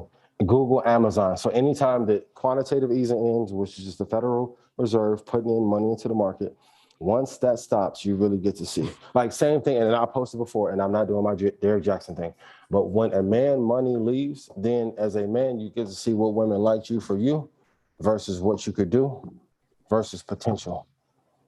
Everybody cute when the money flowing. What happened as of recent, and then June, that's when it's different when the money stopped coming in. Then like June for the Fed, bond market is gonna go in overdraft. So then you got to pull the baby, can you slide your debit card underneath the table so I can pay and feel like a man move, right? When the money goes, will the honey stay? A honey stay. So if the bond market is down, and then I'm telling you, housing market is going to crash, it will recover. And if automotive payments for used cars are going down, the startup scene is being affected greatly. Let me sit back down. So when I stand up, I'm mad for camera. And when I sit, I'm calm and appreciative. If you've enjoyed this episode of Market Mondays, please put yes in chat. We'll do cash up at the end. But if the bond market, Chad and Corey both told me to be more entertained. Man, Corey, you know how Corey be. Man, the people can't relate to all the nerd shit you be doing. I'm like, okay. I want to give y'all a little bit more pizzazz. But if we look at the market in its entirety, if we look at, let's say, the 30-year treasury, and if we do fibs from top to bottom, shout out to my traders, right? We are at the 50% retracement since 1998. What that means is the bond market has been cut in half from the all-time high, and it's back to 7 or 8 year lows. That's not a good thing. So when I'm telling you, there's a difference between traditional advice, hey, have diversification. That's like when, fellas, you ever ask a girl, like, baby, you like me? And she like, let me get to know you. Maybe, you can grow on me. That's no. The diversification. See how Janet laughed? And Janet don't mess with none of my BS. But there's truth in that, right? Tell son. If it's not a definitive yes, it's no. So when you're asking people, ask your advisors. I want all of you who have advisors. Have you heard more from us on Market Mondays or your advisor? Somebody asked me this, how do I know if my advisor is leading me right? Number one, hey, advisor, can I see your account, what you're invested in? Because what they're going to tell you to invest in usually is different because they have different risk parameters. Also, too, they don't want to get fired. Number two, can I see your account? Those are the telltale signs. Traditional advice, like buy anywhere, dollar cost averaging doesn't matter, price doesn't matter. That's great when quantitative easing is in effect. When the money goes away in the market from the Federal Reserve, which a Federal Reserve is a private entity operating in the United States of America that sets policy for us. They are our financial parent. So if my mama and daddy back in the day say, I ain't got it, boy, all my little dates when I was going to Showtime, going to see Fast and Furious 2, they weren't going. It's the same thing. So if we look at the crude market, crude is at 117. That is 2011 levels. If we get back to 139, we are going deeper in a recession. That's why I say there's no such thing as a bad market, only bad entries into it. If interest rates are high, invest in oil and energy. If interest rates are low, then you want to invest in tech. That's why I told you, 2 tech, 2 index breaks down at 15%. But let's say, and the index is S&P and that, or S&P 500 and Dow. If all of the tech companies go away, what happens? The smartest people in the world say, let me put these companies from here to here. And they'll replace them. And you don't have to do anything. Just like if I act crazy and these numbers not good on the show and at the live show and on our deals, boy, you ain't gonna be out of here. That's what I'll tell you. You see, they ain't say no. Not true. Every entrepreneur, write this down. Your job is to be the #1 star on your team at all costs. That's the only way you can avoid getting replaced. 19 keys and numbers he doing. I said, boy, what algorithm you got? You doing NBA young boy numbers. Teach me. I'm over with Deshaun. Hey, you telling my brother, get vidIQ too, buddy. I'm like, Key's got all that. He got Google buddy, Facebook buddy, right? Business owners write these lessons down, and even in how you deliver information, and it still has to be entertaining for our people. Because if I say we have capitulation in the market as a result of quantitative easing and initiatives that Obama put in with the Fed, you won't want to hear that. You're worthy of this though. Amazon, Google, stop investing outside of the top 5 if you want to be rich. I know people are going to tell you to do otherwise. How did it go? Didn't go well. And I think it's important too. It's like, you know, there's some level of information that you can get from everything. So even seeing Ian give the impromptu TED Talk, you have to understand that, you know, the 2 biggest, the people are attracted to the most in this network so far right now. No disrespect to anybody else, but it's 19 Keys and Ian, and they're both they're 19 Keys. He says, "You understand me" a million times, and he has black gloves on with sunglasses. Never takes entertainment value. I've never seen him without his crown. Never seen him without the crown. I actually asked him, like, do you get your hair cut with a crown on? But long story short, it works. It works. I mean, it's the same with you. Presentation, like I've never not seen you have a line in. Not once. Troy, I know. Now, Troy, how you travel? Hey, man, I've had my backpack, clippers with me. He went through a checklist. That's why I actually got some of the lessons that you guys need. Can I be honest with business owners? Write these down. I'm going to go through 5 real quick. Show up consistently. I am befuddled. How is there no Market Mondays for Forex and crypto yet? Not on Mondays. I know Pete don't want me to say it, but I know y'all not going to do it. I'm going to do it. And this is using my freestyles, right? I'm still on my elementary material. I ain't even the pyramids and all that. That's still first grade, kindergarten material, right? It's not about being boisterous, but everything is an asset. You guys have even seen me on camera be more graceful and humble, even with them. That part you have to learn. You guys have to realize most people who do these shows, y'all think really like each other. 99% of people y'all listen to a podcast, all of them hate each other. You know how, you know? Don't do no live content together. Now, listen, and I'm gonna tell y'all this. Quit trying to copy and remake me and Keys, because you're gonna make me mad and get telling some shit. And they don't have nothing to do with Troy and Rashad. If I'm making more money than your network together and all that, don't leave me alone. Don't play with me. Okay, point number 1. Number 2, boisterous versus humility. Write this down. You need both. You need both. For where I sit in the landscape, I'm gonna be real with y'all. If I would have charged y'all back end money on Stock Club, I legit could have made probably $83 million last year. So when I get all that he's not for the culture, Pierre, Bud over here sick. Oh, you couldn't do it because you're not licensed. Ways around that. I could have not said Vanguard and told you Vanguard and routed y'all all through another brokerage. I don't get any money from Vanguard. Or when I made Ninja $28 million in 2020 from the Flappers program, I got nothing. Not a pen, a cup, nothing. It's illegal to get kickbacks in the futures market.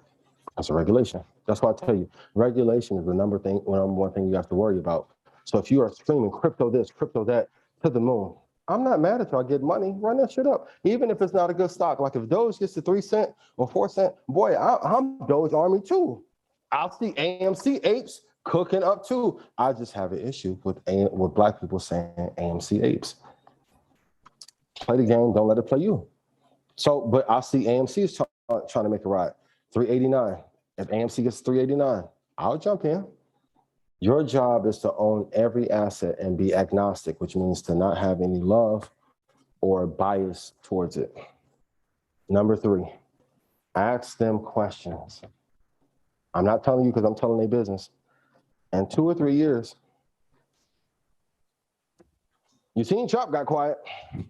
Poof. And even going back to the point of when you're like, yo, you going to church. Hey, me, dog, when Calvin Stein said that broke my heart, shout out to Melissa for it. Because she was actually supposed to start being on the show. Then he died. Some of you are not moving fast enough because you think that you have time forever. A lot of you be like, yo, you can do your own show. Why don't you do that? I'm like, for what? If that's working. Because you think I should just make one and then pair it against this one. Please, there's no money in competition. I've done way better collaborating. And if someone crosses me in a collaboration, I'm gonna be real. I ain't gonna say nothing crazy. I brought the idea, I told you, for Market Mondays and another show to a bunch of other people that I partnered with and made the money. They said, no, don't nobody want to hear that. Black audience don't want to hear that. And they were Black. I said it. Troy's living room, we did episode 70. The number one question when I knew that I like Rashad, had the suit on, I was the first person to come in a suit. And his own photographer. The photographer was terrible. I'm sorry, bro. If any videographer got a directorship when they come in, they're not good. I'm gonna be real with y'all. Deshaun, I'm lying and all. I got a videographer here, right? He said, you do this for a living. I said, yeah, great. That cut out the BS. I could have jumped ship, as y'all would say, but there's more money in collaboration. The big 3 on LeBron leaving Miami was not about him leaving Cleveland to go to Miami. It was how he did it and how he changed the guard, because now the fee structure, and I said this at Marcus' event, you notice, go look at how much money Tim Duncan lost from an advisor, and that advisor was an NBA stamped advisor. Tim Duncan's not dumb. Number 6, advertise your business at all platforms and get scale at all costs. That's my last point. I don't think Grant Cardone is the best person in real estate nor the best business person, but the thing that Grant does have, what I give him credit for, and Jared, I owe you a call. I'll call you tomorrow. Grant at all costs is going to market his business because he loves them babies that he has. A lot of you are not marketing your business, or you're afraid to, because you don't have someone that you're going to roll that business and money over for and love more than you do yourself. I was not this person prior to Xander. My brother was right, but I was lazy as hell before Xander, right? Say it. Yeah, you was. So all that, when I be getting to my little player bag and all that, and talking about discipline, boy, I wasn't none of that prior to Xander. That's how I got on, even though I chose to have him, right? But these are the things in aggregate that you need all up and out in there for real as a bonus. Black people especially, and Latins especially, as you level up, please don't leave your friends behind. They always tell you, yo, in order to succeed, you have to surround yourself with people who think just like you. But guess what? If you level up and start making $2 million, when you go back to the hood, that's why a lot of y'all get pressed. The hood is not the unsafest environment. It's just that you gave nothing and poured nothing into it. These are the things that they cannot tell you in business school. Because then now, if you have no network and you don't have friends that will protect you and guard you with their life, and for those of you that have friends that guard you with your life, this one thing I respect about y'all dearly. Y'all got some people behind you that knock down everything on Fifth Ave, but y'all never put them in the spot too. That's key. The job is to have wolves and not need them for anything. But make sure. Big bar. That's a big bar, Ian. Big bar. For real, because some of y'all be like, yo, I had my guy slide on you. But if he slide and he get 25 years and he's like, oh, he snitched. Well, maybe he snitched because you didn't take care of his baby mama and his kids and his mama how you said you would. In the first 3 months, you put money on his books and put some on his JPay. And then for me not to have never been in the streets, boy, my JPay beat, you'll think I was Meech's little homeboy. I hear the stories about how y'all don't take care of y'all people from inside. And the boys inside the walls know what's real and what's not. But make sure you choose to collaborate over compete and scale and content and invest. So for those of you who are offended by my post today, that you need 1.5 million minimum to be safe, these are all the things you have to do. It's not one. I wish there was one magic pill I can give you and be like, yo, you rich as hell, never have to worry about anything. You think Shotty want to deal with me and Key's craziness? Then they went to go see Dame. bro, we a lot to deal with.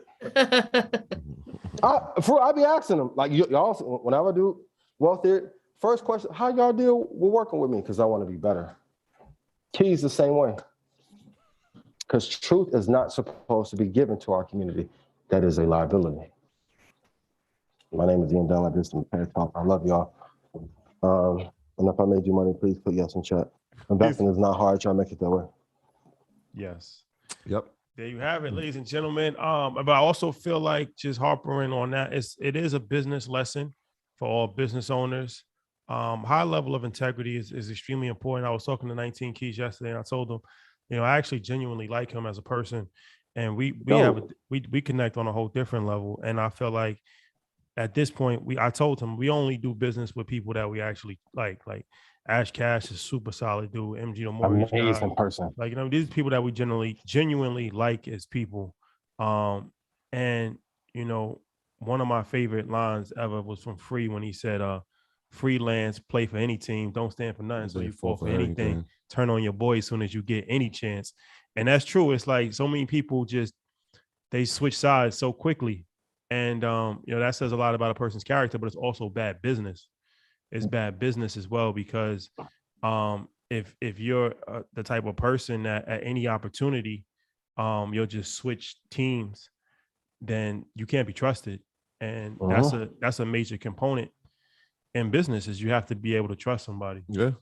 Mr. Morale. Integrity is the ultimate asset. Sorry, Troy, I didn't mean to cut you off. No, I was just saying that's the importance of being like Mr. Morale. It's like there's an integrity piece that comes with it. And so, like, if anybody's ever run into us, the same energy that they see every Monday or every Tuesday when they watch the episode is going to be the same energy. So when I tell people, that's a fact, right? Like, I tell people, like, look, a lot of people, you'll see them on the internet, you'll never see them in real life. Like, we make a habit to make sure that you see us in real life. Like, even when we was last week, we was on the corner in Brooklyn, and my man, shout out to my man, I forget his name. He ran out. He had a ski mask on. He was like, "Nah, what y'all doing in Bed-Stuy right now?" Yo, like, we really outside, like man. Like in Jersey and New York when they be pulling up, and they, drill boys. We created the platform for the people, so for us to be amongst the people is not foreign to us. That might not be the same for everybody, but it's definitely not for us. Write this down. Integrity is the ultimate asset. Every company that's falling apart, going back to Luna, even if you look at AMC and GameStop, like I like to run on the banks, but the part of the reason why AMC is falling apart, because if it was really retail volume pushing that market up, I told you guys it was hedge fund traders that hated being in hedge funds, and they had a 10-year non-compete, so they went to stocks that were low float and had, well, you guys know that. But this is part of the reason why I didn't contain this value, because if everybody was piling at AMC and GameStop, how they say, GameStop would have been a top 50 stock. Integrity is the ultimate asset. Even this weekend, when I was doing my presentation, write this down. Normally, you're supposed to pitch a product at the beginning, middle, and end of your presentation. I did nothing. I said, great, I'm gonna put you on a sniper, right? And that is coming to an end soon. I can't wait till we get to the end of the year Market Monday show. I won't say nothing, right? That's gonna be special. Get your tickets ready. And even then, they were like, yo, well, just take my email and put me in. I said, this is Marcus's event. How are we gonna get Sniper then? I said, I'm gonna talk to Marcus, and if he allows me the emails, I'll put you guys in. If not, I have to find a private link, because what a lot of people do at conferences and events, and they'll never say it, because they're kind of psychos, right? People will come to your events and try and take your audience. Why? Opposed to just saying, hey, let's partner. I said, let me talk to Marcus first, and if you go with it, then I'll get y'all emails. If not, I'll find a link for y'all to get it. 20 people on the stage, man, I used to hear you on YouTube act crazy. Man, I rock with you for your integrity. Because a lot of you know who met me in person, I'm real chill. I don't do nothing fancy, no flexing. And the reason why a lot of you cannot break out to where you want to be, I'm being real, because they'll never say it. And they shouldn't. I'm being real, even giving all the game away, that's a liability. I'm being real. But a lot of the times you're not getting to the places that you want to be, because when a person meets you, they don't feel like they can trust you. Even for those of you who ask, hey, what can I do to be in Dream Team? I always say it's trust first. As crazy as I act, you've never had Janet, Mike Bam, Jamal say, Rashad say, man, Ian switched up and went over with somebody who don't even fuck with us. Never. All companies, all scams. That's why I say go look at the founder. If you go look at Madoff, when he made that one transaction for a client in the 1970s, and he was down $10,000, and he lied and misreported that he had profit and saw he could get away with it, That was the erosion. At one point, Madoff was saying that he was trading more options than were actually available in the world. Nobody caught it, but the people who did, while being president of the NASDAQ. That's why I tell you, this is a dirty game. But operate with integrity, create content, invest in the market. Business owners, invest in the market. My text blowing up. I know y'all want me to stop. I will, but I have to get the truth. Because some people are hurting so bad in this recession. And maybe on one of these Market Mondays, we need to do like a full business building and do a super episode like me, you, Matt, Janet, Kiana, Dream Team, and go heavy. In a recession, double down on your business. Triple down. For my content creators, you guys see me put up captions and it's misspelled. I didn't put transition at the right place. Get your shots up, King. Get your shots up, Queen. That's why I asked him, hey, how many episodes y'all missed in the last 2 years? For all the shows. You know how hard it is to upload all them shows and deal with me and Keys? Never miss nothing. Shawty, what you doing? Man, I go to Nazir practice. Man, then I got a meeting with Dame, and I got to come back 2 days, go back. Y'all think we part? This is work. This is work. But you guys deserve to be rich and deserve to be worthy. Worthy of all the money that you want. I just don't want this recession to pass how 2020 did, and you don't fully take advantage of it. Go look at the Benner cycle to see when the recessions are going to stop. And for certain businesses, healthcare, finance, fitness, business consulting, business growth, content, and for I'm gonna wrap up here. Well, Google is going to be the biggest record label on earth for podcasts. And guess what? For those of you that are tired of having Lemon and all these other companies be on your platform, guess what? If Google, we open up our advertiser network to podcasters. And now you just don't have to do Blue Chew and Lemonade. Now we'll give you Toyota and give you better payout because Google is an advertising company. So now if they get Young Boy tied in with Atlantic and Atlantic get all Young Boy money, what do you think they're going to do with podcasters? Content creators, listen to me. You're going to have to learn how to create content, pay for it yourself, which I've always been on, monetize it and have an audience before you get a deal. Guess what? If not, Google's going to say, park that content over here, Universal. We'll pay you more. Go look at Jake Paul's model. Everybody made fun of him. That is the new version. And if not, you're going to get in slave deals. You thought Def Jam was that with Leo or them? Going to make that boy look like Mother Teresa. Mike, clip this up. The podcast space, I am telling you, majority, I asked Trevor Rashad, I don't want you to ruin no relationships. Black podcasting. If there's 100 black podcasts outside of us, how many of them make money? Not a lot. Yeah, small percentage. Less than 10%? I would say, yeah, less than 10. So if I train kids to grow up on violence and music, and then we kill the music industry. Because y'all hated Sean Parker, but let Steve Jobs come in and do the same bullshit, but it was great. 99-cent single, yes, it's for the people. Now podcasting come out, now it's viable. Joe didn't get his deal because Joe's crazy. He wasn't worth 30 million. And I've seen people with half the views get more money. Call Her Daddy gets 60 and then Weezy not worth 10. Why? Okay. Then also too, why don't people own part of the intellectual property that's part of the fan base? So if they see that the arbitrage, because I'm thinking as an investor, why deal with Young Boy and Vaughn and Dirk and then Tekashi, which he been a Fed, boy, Fed of the year. Now we move you on to podcasting because y'all really want to rap, but now you can talk faster because you don't have to write all your lyrics down like I'm freestyling. Going back to Google, invest in Google. Now if I get 10 times the amount of podcasters in the spaces I did the music industry, and I get to rate you more. And I don't even tell you what per click, per play, 2 hours is worth, 10 minutes is worth, and I own 95% of that. That's going to be 7 times bigger than the music industry by 2027 when the next crash happens. Hold Google for an infinity. I love y'all. That is my dissertation. And if I made you money, please put yes in chat. Invest Fest 2022. Get your tickets. Can we announce the segment I'm doing? I got Heat Rock coming. Not quite yet. It's almost there. It's almost there. I get tired of people playing with y'all, man. Like, dog, it's not about my ego. For those of you who watch the clip of this, It's not about my ego. But if people were this is what I say to, especially if anyone doesn't like us. Troy, Rashad, and Ian changed. They ain't different. They ain't the same. Don't keep it real. All the other people who made all them videos last year, be honest with me. Had that made y'all any money since the crash happened? Or were they sitting here to stop you from believing in us, from making money? I'm gonna be real, dog, I don't need Market Mondays or Red Panda and have not in a long time. For them to deal with me, they can be having this conversation with Kanye. That's why I'll take the seat lightly. Same with 19. I like 19 a lot. I saw the same with me. I knew I was dope, knew I was talented, and had hella results. I told Keys at InvestFest, when you're on every stage, kill everybody, including me. You the best out of all of us.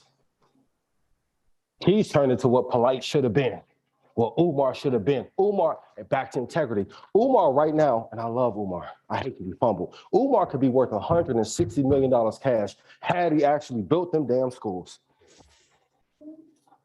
Donations. Deliverability. How many shows they put out? How many content? EYL, you asked me, Troy Rashad, Bam, Trapped Up. Keys, what else? Keys told y'all about the NFT and the HoloLens and all that shit before Gary and them even got into space. Y'all don't want to hear from somebody who's black. Why? Why? Create your content. Preach. Execute. Execute. I love everybody. Even if you don't love me. And if I made you money, once I'm the only one in history since CNBC been out since the early, I was watching when Sue Herrera was young and Maria Bartiromo was young. I am giving what I wish I would have received 07, 08. Even for those of y'all who hate on Kramer, Kramer don't know. They worked that boy to death the same way they do Stephen A. 2007, 2008. Without Kramer, there would be no me. The boy is on fire 08. Didn't answer the emails. Kramer started answering every email for thestreet.com and doing 9 segments on CNBC. What did it mess up his performance? Y'all know this right now. Y'all don't care nothing about the emails right now. What can I do to make some money, man? I got child support. I got paid $62,000 in back taxes. What's the play? Corporate gets you to focus on the shit that don't matter. Legendary. Rashad, pay your I owe you taxes. 22 bottles. Legendary. Legendary. Pay your taxes. Legendary. Take care of your babies. If you guys got questions, YouTube, slide them in. What you say, P? It's easy. Apple, Microsoft, Google. Cool. Tesla. Great. VOOVTI. No, not Neo. And whoever you choose to follow in the investment space. If you rock with Trap, that's my guy. That's my dog. I love Trap. I honestly prefer that you go mess with him than me. Keep it down. I don't have no affiliate relationship with Trap or the Trappers. Shout out to the Trappers. I love y'all. Let me get some scales and chat if y'all here. Y'all know who y'all don't follow and should? Have faith for real? Bonowin. Bonowin gave y'all the blueprint on how to make it. I call Bonowin. Yo, dog, what I need to do to improve? Call me. Okay, he gave y'all the real blueprint. Y'all know in 2020 when he was on air, man, at that time, Bonowin probably was up 1,800%. I love Mike Novogratz dearly. Dearly. Bonowin wouldn't have did what he did. You know this, so love Cuban, IU, he's the king of where I went to school at. When I saw the stable coin drop with him and he said, we need regulation, that's code for, hey, government, protect us because our money getting messed up. Because what happens in the stock market when you have a certain amount of money, over $15 million, boy, you're not gonna bleed down 15%. You have insurance on that money. That's how the game is played. And all that, oh, y'all taking from the culture and the community. Man, it would be more advantageous for us to go target white people only. I'm keeping 1,000 with you.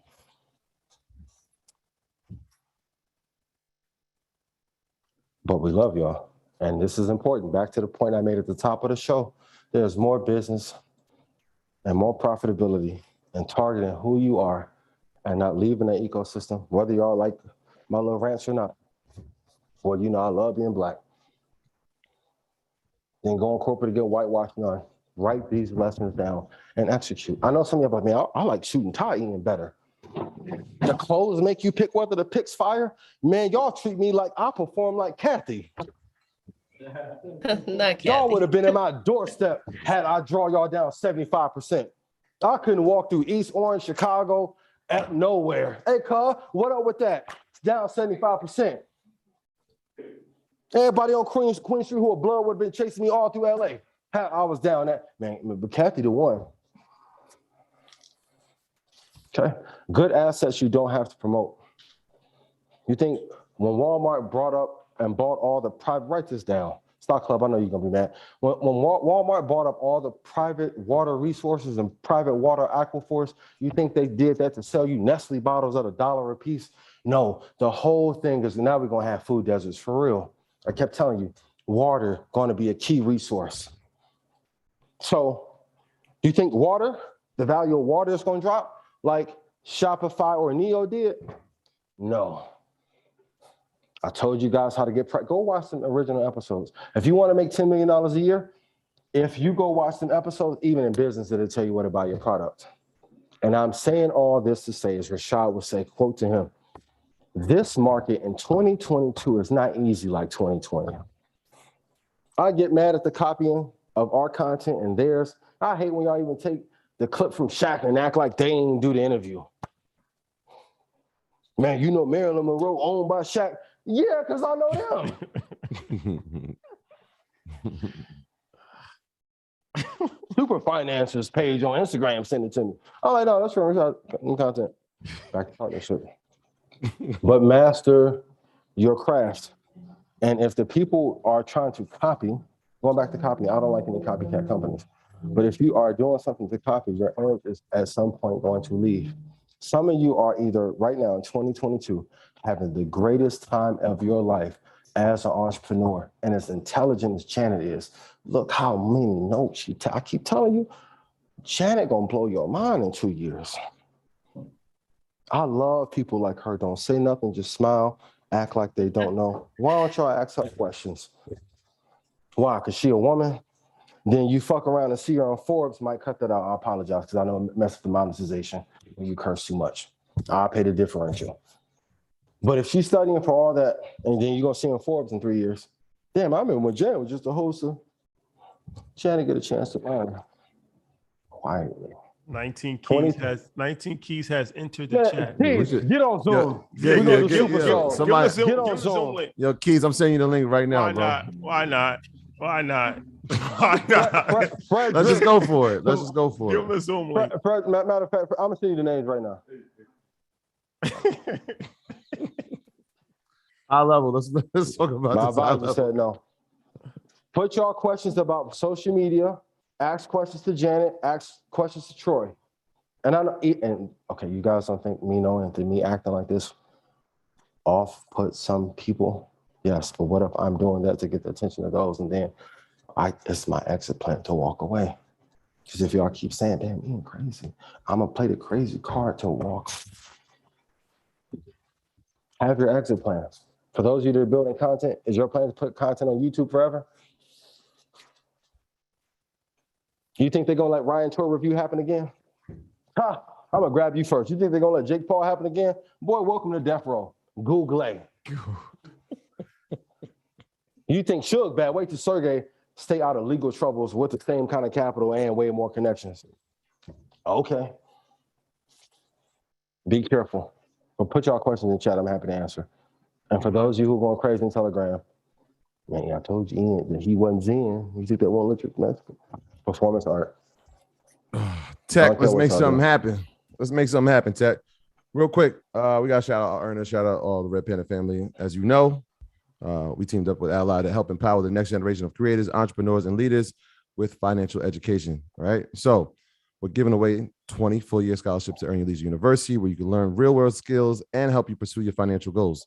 So if you're a creator, entrepreneur, or someone who's trying to gain financial success, you have until Friday, right? June 3rd to submit. So here's what you got to do. Go to www.eyeluniversity.com/giveaway to submit.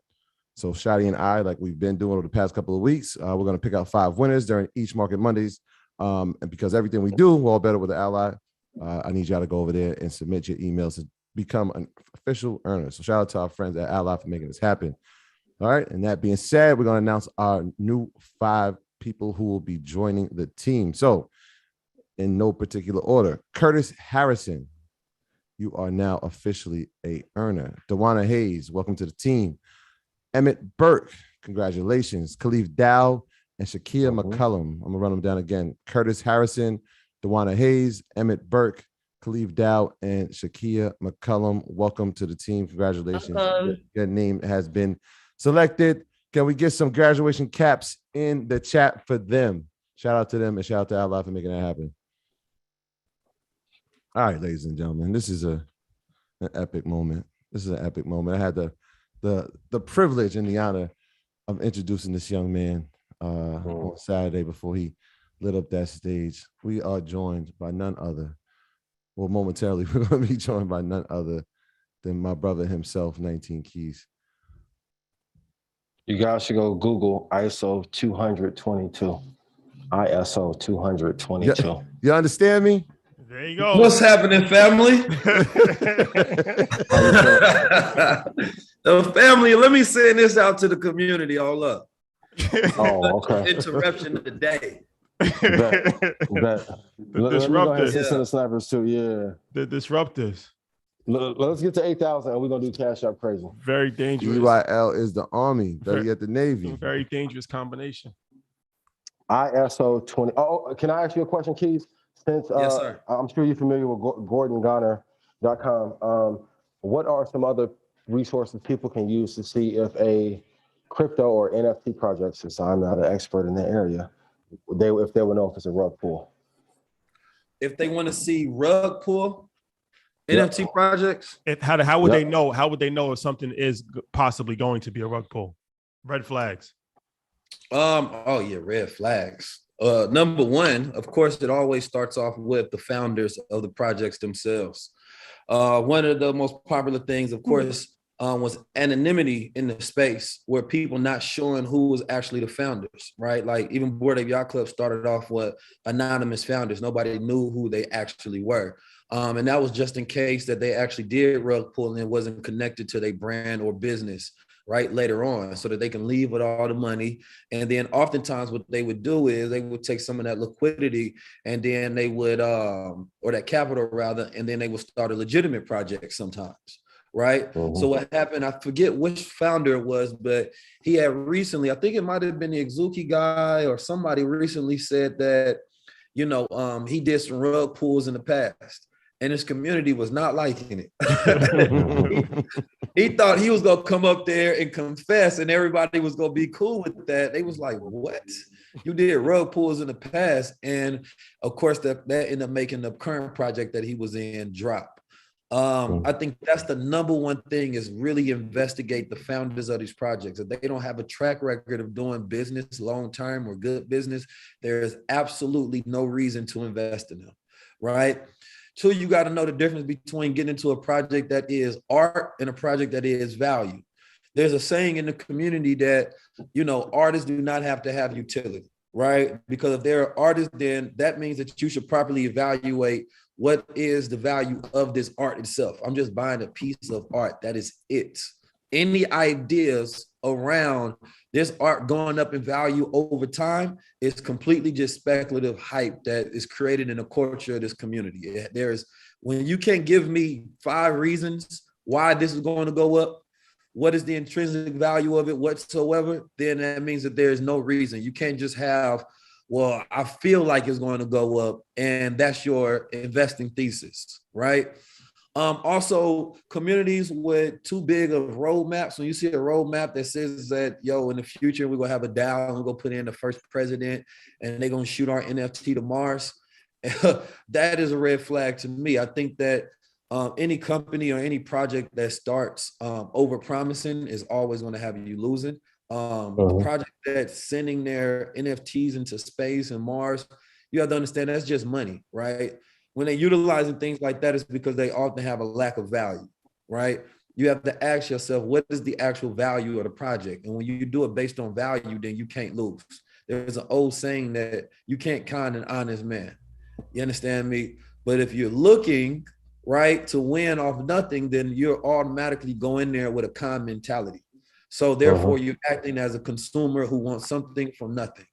And that means that it is your fault and not their fault. Celebrities are probably the biggest red flag. There's no, if Eminem dropped the project right now and it's not connected to his royalties, there's no reason for you to get in. Have you ever bought anything from Eminem besides music? Right? If it's not music that you're getting in, and oftentimes even if it's music, what would make this music go up in value? What's that guy who just got out of jail that ended up buying Wu-Tang Project for like $1 million? Martin Scarelli. Martin Scarelli, like that would have been a great NFT. You understand me? Like that's the music you can argue buy. he created the market. Yeah, that was amazing. Yeah, with the purchase of the Wu-Tang album, right? The one copy. I mean, I don't know if the album was any good. They said nobody could listen to it. And then he can't sell it for a certain amount of years. And I think that the rollout might have been terrible. With the concept is they got one payday and then that was it. And they created an artifact that has a story, that has a culture, that has a lot behind it. Now, especially since the guy went to jail and he got out and he ended up having to sell it to somebody else. Now it's infamous, it's legendary. Ian, you wanted to say something? Just to go back to what you were talking about. I'm learning not to jump over the guests and, mess with that point. But going back to Skrelly, before he went to jail, if you look and see, that's why I'll tell you, everyone that is really good at business, at some point they're either licensed or know how to invest. He committed securities fraud a bunch of times before the Wu-Tang and Pharma deal. And going upstream. So if Martin Skrelly had an amazing idea to buy this album and pitch it to other people, but he didn't cut in Atlantic and the major labels, the attack came after he didn't do business with the major labels. So in some of them societies, like they gotta have dirt on you so they can use it. If you don't play ball with them, they'll get you out of the way, not directly. You never have to worry about the person that you really are in friction with. It's all the ancillary parties around. But going back to that point about the founder and the project, if you would have looked at his track record, you would have seen that he's committed fraud before. Same with the guy that founded Luna. My bad. Go ahead. They got a whole Netflix documentary on the fraud he's committed prior to even getting the album. Let me ask you this, Keys. What do you feel about the space of NFTs right now? We actually spoke earlier today. The market is down 90%. It should be. What's your thoughts on the space? What's your thoughts on NFTs right now? I like it. I remember, if y'all don't remember Market Mondays, the time we did last year, I said, I don't care about the market. You understand me? And I was talking about, I want the market to crash so it can prove the value of NFTs, right? And I've been telling people this whole time because nothing in the market was making sense. It's just nothing that made sense. You buying a picture for $100, $200, $300,000. There's nowhere in investing, there's nowhere in the dictionary of value where you can be like, oh, this correlates with that. That's why it makes sense. But it was just like when you correlated to the internet bubble. You understand me? A bunch of people buying, there's a lot of speculative things, overhyped. There's a lot of liquidity just thrown into the space. And what happens to all of the people that's in that space? They run out of money to continue to buy on highly risky and speculative things. So right now, the market, basically everybody who was the early adopters, they dry, or they girlfriend or wife, like, I better not buy another NFT. You understand me? And now we at this space where companies or people that create projects have to prove real utility and real value. And in this Web3 space, if they're going to be utilizing, they have to figure out ways to increase entrepreneurship and business efficiency in some capacity. Right. So like any project that goes off to be successful now, right? And the people are doing so fully educated, if you will, knowing that, okay, a lot of these projects was bullshit. So how do I see value in it? So now they're going to be assessing from a value space. They're not just going to be jumping in from, I feel like if I buy this, then I can make $1 million. Right. And that's not to say there's not going to be more projects that get in like this, because currently there was one where somebody was selling zombies so that people can use them as profile pictures in communities, and they can complain about how much losses that they had. And they ended up doing $8.6 million in 24 hours. So people are still capitalizing just on the fact that people want to utilize them as profile pictures, or people want to utilize them for ways to communicate, right? They social feelings in this internet space. So the same way when you go play a game and, you get to buy some of those in-game purchases and put it on your character, and it shows that you're a part of whatever team or you buy whatever item. It's the same thing in social media. If a person wants to communicate something, and they was on Clubhouse, by the way, you know how people go on Clubhouse, the crazy people that do go on Clubhouse still, which is wild to me because I went on there, man. Clubhouse is. Remember when I said it was gonna fall apart too? Everybody said Clubhouse ghetto, boy. Clubhouse is the most ghetto space on the internet. Clubhouse is That's the hood. Toxicity. Definitely is the hood. Toxicity. It's the hood of social media. It's like you driving down South Central and you just walking to somebody's house and they family members in there arguing. One mic, yo. One mic. You're like, damn, where did I come to? I ain't even supposed to be here. But yeah, that's Clubhouse. But anyway, everybody on stage had their AVs connected or as these NFTs that they just bought. So now, and the only thing that they was in there doing was making zombie noises. And I say it to say that everything that people buy doesn't even have to make sense, first of all. So I think that we're going to look at it from an intelligence space to be like, okay, why would I buy it? And then your metrics of value are going to be different than the average person because the average person will go to the strip club and spend money for a good time. And I ain't saying nothing wrong with that. Talking about me, brother. Huh? You know I was the Search Boys Club. Come on now. Look. Support black businesses. I know you ain't going there and you drop the biggest bag. Support black businesses. For sure. I don't believe in paying for it. I'm not. Hey, listen. Little market research though. That was not supposed to be That was not supposed to be triggering for this panel. No, it's not. It's just entertainment. Keys, Market Mondays after dark. Real quick, Keys, real quick. So obviously, if we're comparing it to the .com bubble, obviously, you know, a lot of those .coms disappeared, and the real ones stayed, the Yahoos and obviously the Amazons. In this space, right? Is there a platform or a blockchain that we feel like maybe we should keep an eye on? Obviously, Ethereum, maybe Solana. Which one of these platforms do we see that NFTs, because we believe that it'll be here, will be that platform or the blockchain that will get built on at a grand scale that we maybe we don't know about now? Y'all definitely just caught me off guard. But I would say number one, Ethereum is still interesting, especially with them putting the date on their merge. Now, I don't think most people understand the merge for it to have the value, but I think that you're going to see some price speculation and you're going to see some jump up. And I think— Can you tell them why they're emerging really quick for those who don't know? Switching from proof of stake to proof of work. Like I said, y'all caught me off guard. I'm just relaxing at the crib. This is a first. So no, look, you understand me? Let me tell you the secret sauce. Your mind got to be in tune with whatever you're doing. You understand me? So therefore, anytime I get prepared, especially to speak to the masses, I'm gonna always refresh myself with everything that's going on in the space, even though I like to keep my finger on the pulse. But specifically, what I've seen, this proof of merge is supposed to make it more efficient.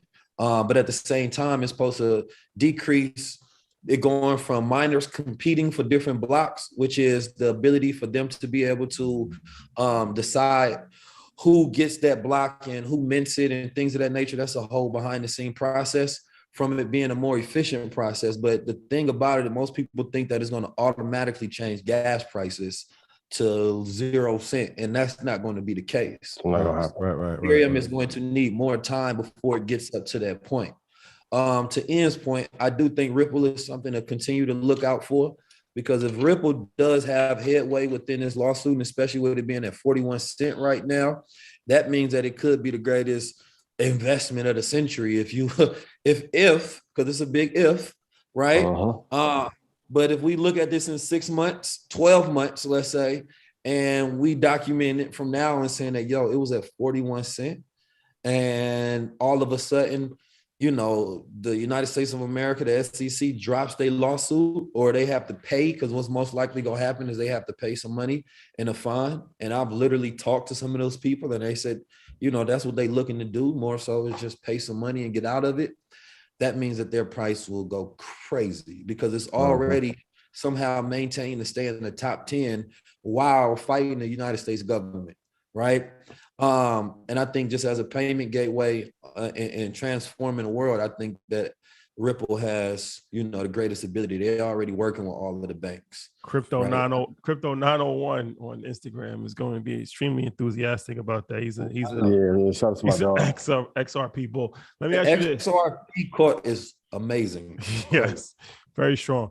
But I know, we run on overtime, so I ain't gonna keep you too long. But Web 3.0, can you talk about like what do you see Web 3.0 as, like, in your interpretation of how it actually will develop and help people? I think Web 3.0, because they have what they call right now, when you look at there's some apps that you can go on right now and you can create full templates for Instagram, right? Without having to be a graphic designer. You can do it in a manner the same way where people used to create brochures. They used to create all of these different things that require them to have a specific skill. Now they're software based, right? And Web 2.0, what it introduced was for people to create all of these applications that were software based, where people didn't have to have a skill set, but you can sell software. And these companies have been growing and making billions and billions of dollars, right? And Web 3.0 right now is ushering into a space where people are creating these token apps where you can create your own cryptocurrency, right? Supposedly decentralized. So Web 3.0 is a completely different shift in the internet where people get to own it and they get to utilize the blockchain, which somebody else doesn't own, and they get to completely have no middleman to put out their content. So I see the shift in art and musicians specifically. Like music hasn't really touched the blockchain because the ecosystems haven't been built around for people to fully utilize. Like I was talking with Sci-Hi the Prince the other day and asking him what he thought about it. Yeah, shout out to the brother. We did a high-level conversation. That'll be coming soon too, so look out for that. It's crazy. So, but we was talking and I was saying, for a lot of independent artists, if you got a super community to where every time you drop something, you got 30,000 people rushing to go by, right? But in order for you to, get your album to get spins, you got to spend what, $200,000-$300,000 to break an album. You understand me?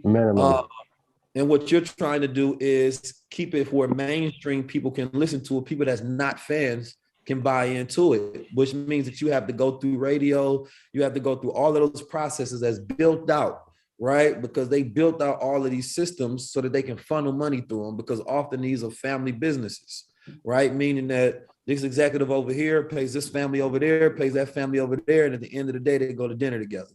You understand me? And then all of that's set down and that's put on your budget, right? But now the artist is saying that, no, I can break me a song by myself. Snoop Dogg put out a single, was able to make millions of dollars off of it because he dropped it in the metaverse, right? He didn't have to put it through anybody else, and all of that money came directly to him. So I think that for musicians, it's going to be the greatest thing, because I think you can't make enough music for the world. Like we seen Justin Timberlake give up his catalog for $100 million, which I thought was extremely. Yep.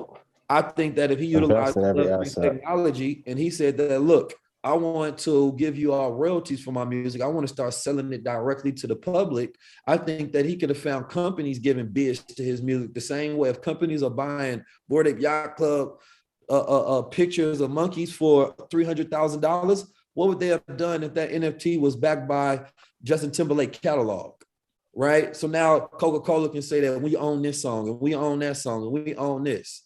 And now they're utilizing it in their company commercial, the same way Disney buys Marvel and they're able to stream it on their platform, right? I think that it gives artists a completely different type of control and different type of business model on how they can leverage the assets that they have, and they don't have to be extremely undervalued in the way that they go about selling their catalog and their music. I see it in education. I see it in the medical field. There was something that they made with one of these masks where they had a restriction of oxygen. So you put on the helmet in the metaverse and it's connected to this mask, and it's supposed to simulate real life effects in the game, and where you simulating the breathing of the character. But what they were saying is that it can actually decrease oxygen and increase it. And the whole point of that was that they're going to utilize it for firemen. So where they can simulate running into burning buildings where they decrease oxygen, and it can help them go in there and save more people.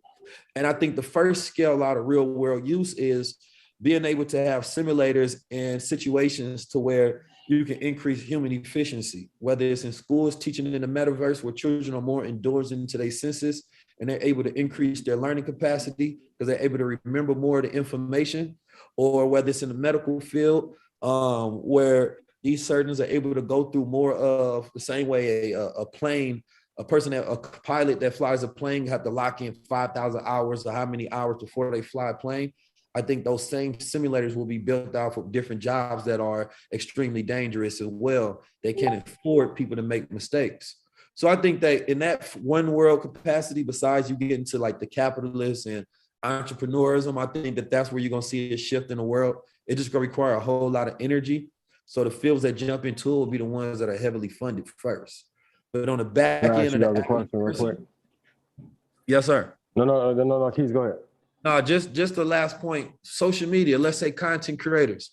I think that probably that's going to be one of the best spaces. That if I have something that goes viral on social media, and it's on Instagram, I don't get paid $1, right?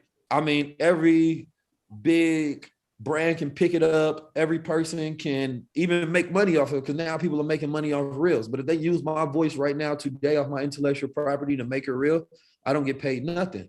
But if it's on the platform to where it's tracked on the blockchain and every time it's played or utilized, I get a royalty fee from that. Now I'm incentivized in a completely different way. In the same way we've seen artists had an influx of capital being thrown to them because they was able to directly have a market for their service and their assets, then that's a completely different game when it comes to being able to create content and getting directly paid off every single thing you do. Musicians are content creators. That's all they are. Actors are content creators. The designers that create clothes are content creators. But people on social media that create intellectual property all day long are not getting paid off their content. And I think Web3 can change that. And we're going to see Instagram go through a completely Web3 company. We're going to see digital assets being built out because if Nike has to pay more money to get things shipped because oil and transportation is higher, you understand me? It'd be better for them to have less cost to create digital shoes, you understand me, and sell 1 billion of those rather than make physical shoes and sell 1 billion of those. So they got to do what? After all these crazy earnings that these companies went through, and a lot of these earnings are connected to the fact at the same time during an internet bubble, you've seen interest in technology skyrocket. The Web3 interest helped pull all of the interest in tech companies and stocks. Right, okay. But now they interest being at billions, trillions. They got to figure out a way to keep those earnings going. 2 quick questions for you. So if IG enters the NFT crypto space, who is a better company, OpenSea or Instagram? Going back to selection of competition. Instagram. Okay. I say Instagram because I think now if you have OpenSea, Google, Apple, Microsoft all competing against Zuckerberg, which one is a better company? Okay, let's keep it in crypto. Let's say it's FTX, OpenSea, Crypto.com, and Binance versus IG. Do you guys see, right in chat, you have to also— As a crypto company, I think it depends on the vertical business model. As a company that you buy, sell, trade cryptocurrencies, pairs specifically, like Binance got that locked down. The company I see spending the most money to try to have the biggest brand name, of course, is Crypto.com. Absolutely. As the business model ecosystem of people that's using it and people that don't, people do not like switching apps. Even as much as TikTok is booming, people don't want to jump from Instagram to TikTok. It's a new language, it's a new integration. So I think that if, and this is a very big if Instagram was to do it right, which I don't know if they will or not, if Instagram was to do it right and they was able to embed crypto into the ecosystem, they can make billions of dollars if they did it seamlessly. I don't think it's going to happen that way because everything that I've seen them roll out thus far, I think has been whack. You understand me? I think that they rushed to roll out Reels to compete with TikTok. And right now they telling me if I do 85 million Reels, then I get $5,000. There's no incentivization for me to create 85 million, get 85 million views. I mean, on Instagram? On Instagram. And the thing what about is,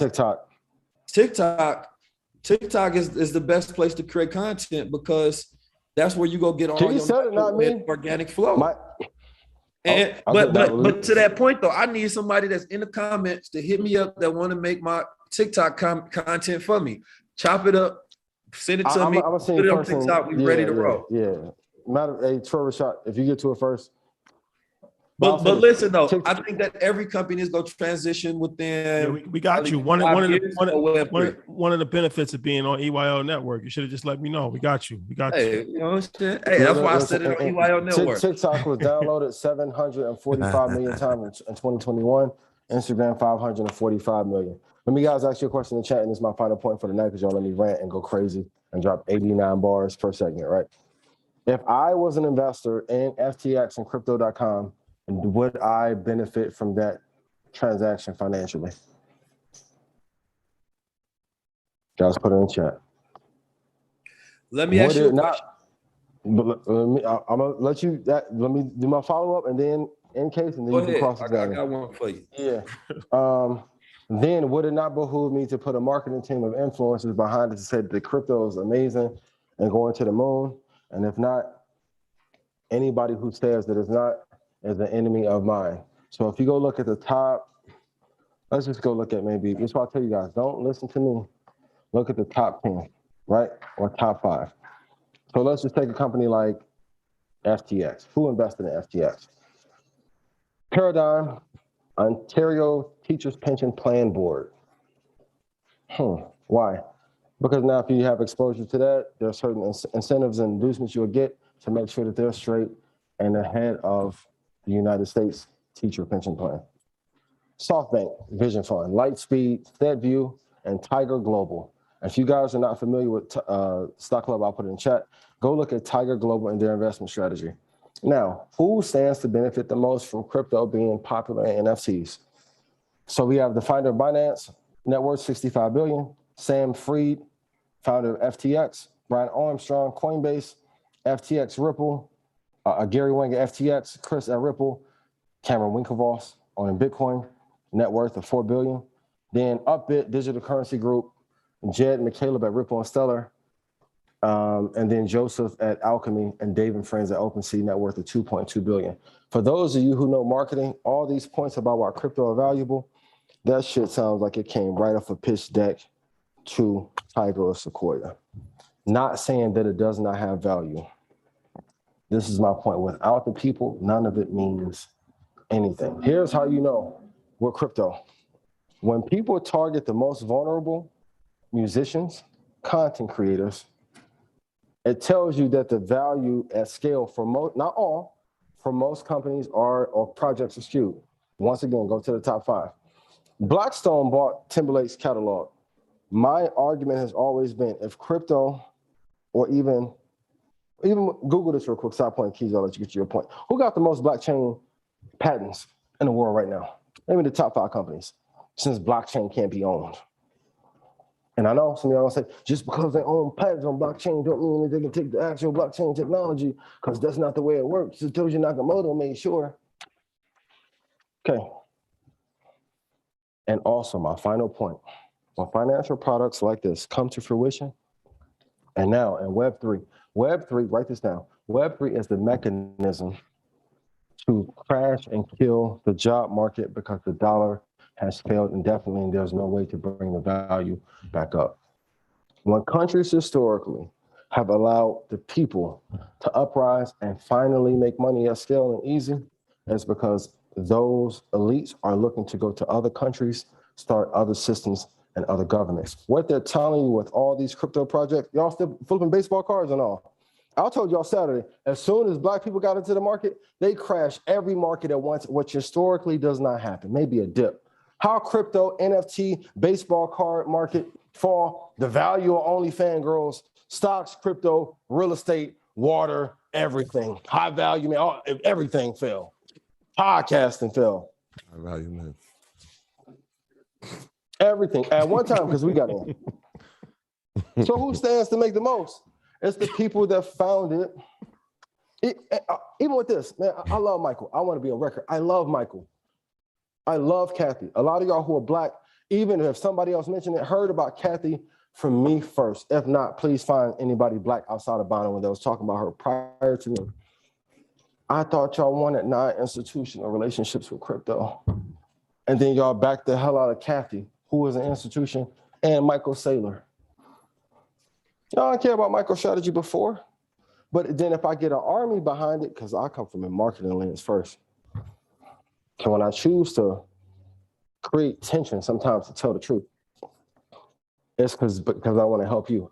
Listen, I'll make a hell of a lot more if I made Red Panda, like Red Panda Ripple Army. That'll go crazy. You guys have to be mindful to invest in the top 5 projects. What is happening in the United States of America, and I said it before, the United States of America is Hulk Hogan and Steven Seagal. Good in the 1980s used to be tough, flabby, and sick. Now you're waiting to hear on TMZ that it's dead. And for those of you that are investing in crypto projects, and if you know, like I know about the art world, if you are heavily invested in some of these projects, and now remember I told y'all 5 months ago, creators will start getting chargeable with these NFTs. Now it's happening. Please be careful. Only invest in the top 5. I am pro cryptocurrency. I was in, for the record, 2013, kudos to Matt Schlitt, employee at Facebook. But a lot of times they'll prop up these markets to tear them out to get us out of the market. So once you validate a market, then somebody else can come in and profit off of it. You may not like listening to Cannabis and Raucous Records. Some of y'all love Benny the Butcher. Shout out to Benny. Shout out Benny, right? Same remix. These industries plan for 100 years at a time. And if they know we as a people don't plan more than 2 years out, y'all be like, yo, bro, 5 years, too long. I said, but you're fighting a system that's been planning for 1,000-year wars. Be careful. I want y'all to make y'all money. But the truth is with crypto, y'all want one investment vehicle that you can put your money in, but we don't have to be great at something. And that's to go off to the moon. That's a scam. That's why Omar thing sounded great, man. I'm building school for the children and Black Mother God, I'm gonna raise your babies. And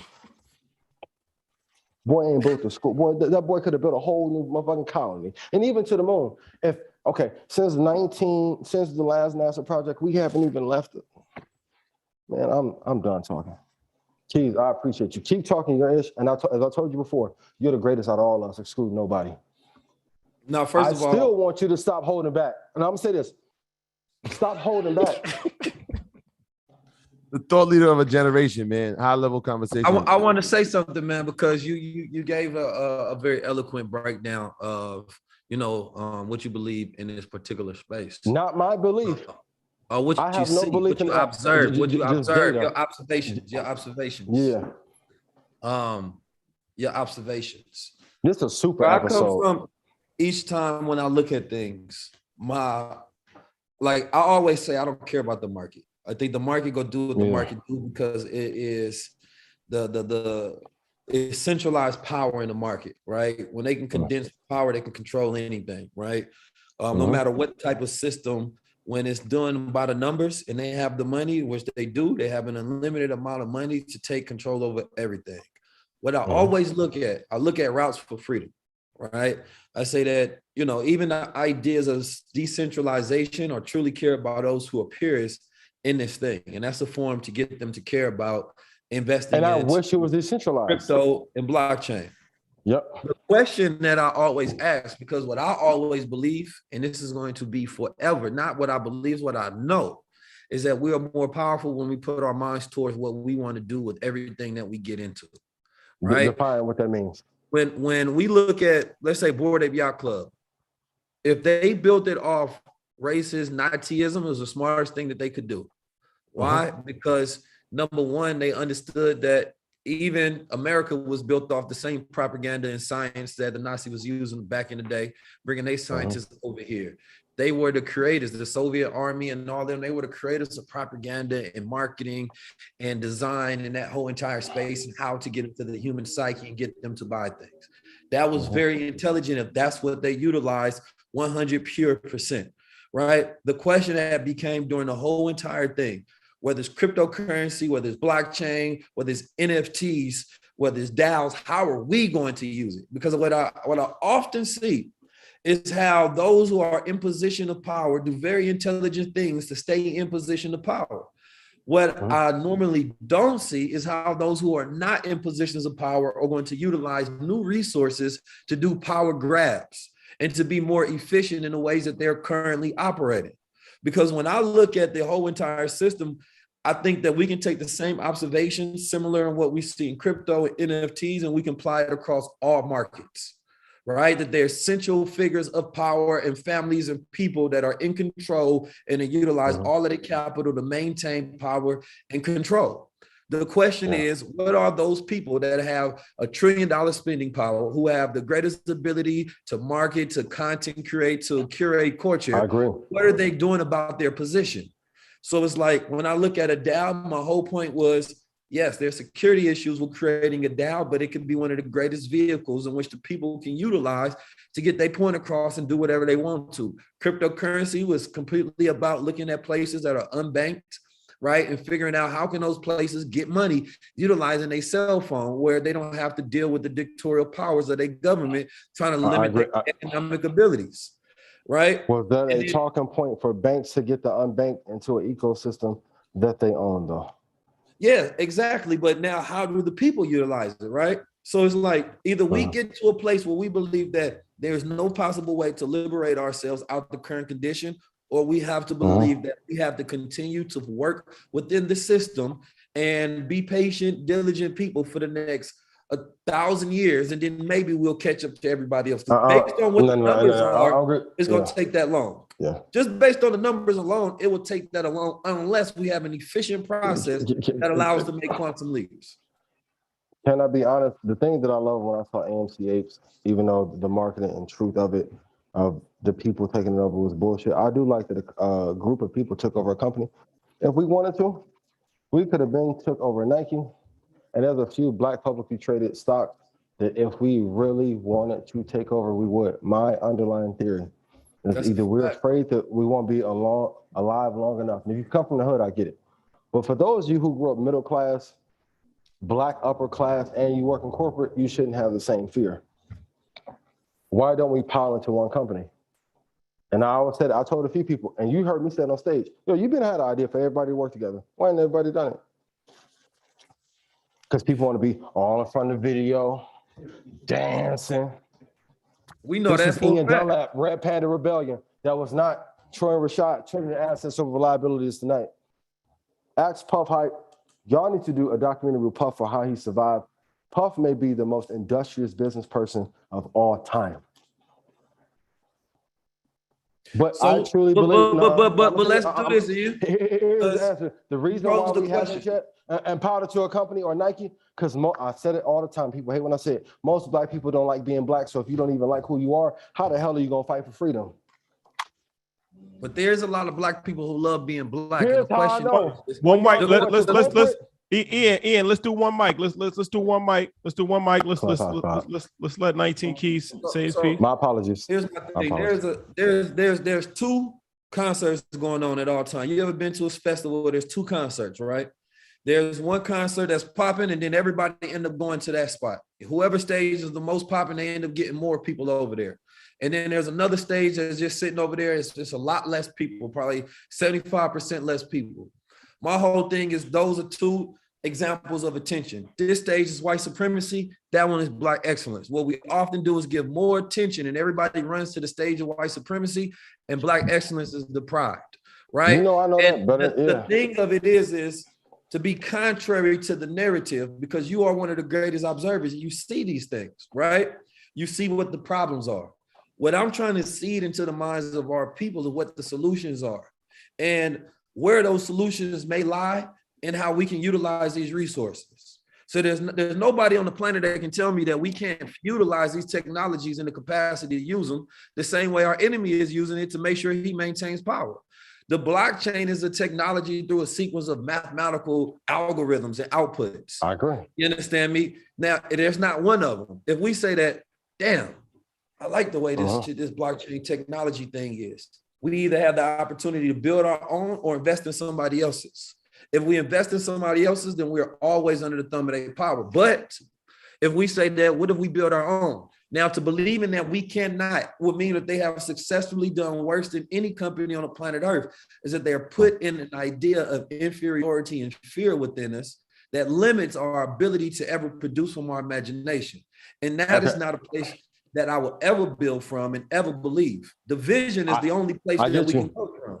Keys, can I just add something to what you're saying? Because that's a great point. When you say that we can build our own, a lot of times in our community, we hear that, can we build our own? And it becomes a very individuality thing. Can we all build our own? I think from what you're saying, and correct me if I'm wrong, is can we build our own collectively, right? So how do we get to that? How do we get to that point where the mindset is saying, can we build that collectively? So somebody has to start building it, right? So like we're working on the back end, and this is where I want to challenge Ian at, because Ian, you have such a great mind. You're already on our team. When I say our team, I'm talking about the coaching. I want to challenge you and ask you about ways how we could actually utilize it. That in favor of your great observation and research. Let me answer. I want to see how Ian believes that we can utilize blockchain technology I'm all about solutions. in an efficient, collective manner to where we can do things that they never thought we could do. Great. That sounds good in theory. Put yes in chatter if you're happy and you are happy being black. Because if so, y'all wouldn't change the hair and let the bosses talk to you a certain way. A lot of times when you hear me talking like this, you hate it because you wish that you could speak this way. Number two, here's the solution. So when y'all be like, yo, dog, stock club shit too expensive. So I acted different and didn't have the scammers and all that shit. I would have kept $297 a year forever. Got to adjust. I hit before inflation. Solutions. What if 2 Tech 2 Index was the first foundation? All right, here's what I know about most people. Most people don't follow instruction. Well, I actually shout this all the time. Dog, if you have to get 82 more people to do a podcast with, out of them 82, how many will be on time and do what they said they was going to do? This is the first time in weeks, my apologies, that I never sent them a text before of what we're going to cover. They knew I had the video. That's my bad. I dropped the ball like I did when I tried to catch the fork at SCK. Here's the solution. 2 Tech 2 Index first, because that teaches you how to research and invest into a company. Once again, these are my freestyles. Now, I got a challenge for everybody in the culture. Since I say y'all love the culture, how come when old girl came on here with the Justice Fund, y'all invest in that shit? This the play. Y'all want the play? Everybody blackpilling the urban one and hold it for 7 years. Then we can go blockchain. I'm not here to preach. Bro, I grew up in Baptist and AME church. The part that I hated when a hopium left and I was high off the praise and all that, man, if I went back home and I was motherfucking starving and I saw my dad, grandma, mom, auntie, uncles busting their ass and nothing came. This is really my ministry of what I wish was covered. This is a solution. Paul in the Urban One. But y'all love Tesla, Kathy, Ethereum, Satoshi, dope. Dog, more than y'all say Gary, and I love Gary. Once again, Gary gave me the blueprint for the suit to look like Ghost on TV. Y'all love him more than y'all do Dame. Why? He was saying this shit in 95, 96. I love Dame. He reminds me of what my dad was telling me. Oh, don't let nobody control you. Even with that, man, he don't answer no emails. Great. I won't answer no emails. You get mad. Y'all gonna make me mad enough. I'll just shut down Stock Club altogether. This is the free course anyway. The solution, Power into Urban One. Support EYL. The reason why I support you, same vision, but you doper. You higher on a totem than me. I saw when you was dope as hell, and I was one with you how they was supposed to. So when I saw you in the vest, I can't let you do that though. We on the equalized playing field. Man, dog. We all on the equalized playing field because when if it comes, you don't do your job, of knowledge, we all you're the greatest out of all of us. We are all pieces to a puzzle. I would never put myself in that position ever, and I actually don't. I'm gonna do it. Shotty, cheese over me, ain't it? If we playing ball, yeah. Let's get right to it. Because when you know you dope at something, there is no competition. Yo, yeah. Am I better at y'all? No, podcast content? Listen, no. We stronger together. selfish on the planet. Let me say this. For those listening to the audio experience, Ian is now out of his seat. Ian, we stronger together, bro. You know that. Don't do that. Let me say this. This is one of the key issues that I find with history. Is that history propagates one man. You ask for solution. Let me say this before you get to a point. Because this is something that I observed. History is the most selfish on the planet Earth. Malcolm did nothing by himself. Martin did nothing by himself. But Malcolm was still Garvey did did nothing by himself. The Honorable Elijah Muhammad did nothing by himself. No great black man or woman in the history has ever done nothing by themselves, but the team, the advisors, the people, their peers around them, none of them got any credit or validation for being around them in history. And I believe this is part of the reason we don't like working together, because we want to be the one remembered instead of the team remembered. You understand me? So that's why I say you the best. So I'm gonna tell you this. I believe it's true. Hold it. Pause. Pause. That's pause worthy. Yeah. All right. Shout out to everybody in New York. Accept your greatness. So if somebody like to me, like I always tell you, you became what polite should have been. No issue with you, polite. No issue. I love you because you helped me frame some of this gesture shit too, right? Because we all get Umar should have delivered, didn't. You get to be in a space with Dick Gregory. I actually like to listen to Dr. Umar though. I don't want to. You know, he be dropping. I'm a presenter. Just bad. What if scamming, not delivering on what you say? So women, I'm gonna go like this. Like even with rug pulls and crypto projects. Like if a dude be like, "Yo, baby, when I see you, man, I'm gonna give you 78 minutes of the bell. I'm gonna tear your back out." The ones who say that don't never do it. So why I gotta pump? If it's really a value, why you gotta pump it? Man. Button may pump it up. And if it wasn't for the token shit, shout out to my dog. If it wasn't for the tokens, Ethereum would have half of the value. Solution: 2 tech, 2 index, no stress, no flex. Urban One, y'all say y'all for the culture? Boy, and even with culture, that culture was come from East European vagabonds that got kicked out of the country. Baby, go do your history. Step 3, invest in a blockchain project that is backed by somebody black. Y'all swear y'all another black creating tech guru, crypto guru. Why ain't you messing with the boy who Nip call? You see Keys next to him, Hove next to him. I don't see y'all reposting him because we care about popularity and fame. And I be telling y'all, fame don't get you paid. Fame is a liability. Everybody who really rich don't want to motherfucking sing. You think Epstein whole family really dead? Boy, you crazy. Who put this in chat? I'll give 10,000 scholarships tonight. Who the families that run Vanguard? Oh boy came in and talked about options, and y'all like, yo, fuck Ian enough. What happened now? It is a matrix. It's assets over life, not one asset. You know why I'm this motherfucking passionate about this shit? Boy, it's so many people who came in and wanted to deter you off from winning. The ones who are dope, I'ma say Bonawyn, Tease, Trap, Josh Brown. Even though y'all said Mike was looking at the TV, then Mike turned around and got a fund, and man, because of some of y'all talking crazy in chat, some of you, because of his partners love him, you will never work at that fucking firm. He can. That's cute. Some of you told me, dog, put in a word for me. They saw your comments on YouTube. He turned his head because he saw y'all disrespecting them. There's a bunch of people who should have been on here who won't come because of how things go in the chat. So solution, show me. Do this. Let me look at volume right now. Because everybody want to talk investing. And I'm going to say this too. I even asked Stock Club. Y'all was asking me about a certain stock. Oh, I'm down in this. Chris Sane put me in this. I'm going to keep it 1,000. Chris told y'all to trade that shit. He didn't tell you to hold it. Me and Chris, and Rashadi last year, y'all get Chris on. Man, there's so many of y'all who came on was acting funny. I don't want nobody. And our show. Why we need another investor on for what? Y'all playing a content game wrong. Patreon now loaning y'all money like a label. Google has more money than Patreon. This shit about to get serious. You know how it's bad? All the rich white people scared as hell. You think Justin sold that catalog because he wanted to? Solution, go buy Urban One. Let's look at volume. Y'all put in chat, what's the average daily volume of Urban One? Urban One's at $12.14 since I'm so expensive. And I told y'all to buy it at $7.45. Why can't we run that shit back to $45? Why? When Charlamagne deal leaving all of that, cool, great.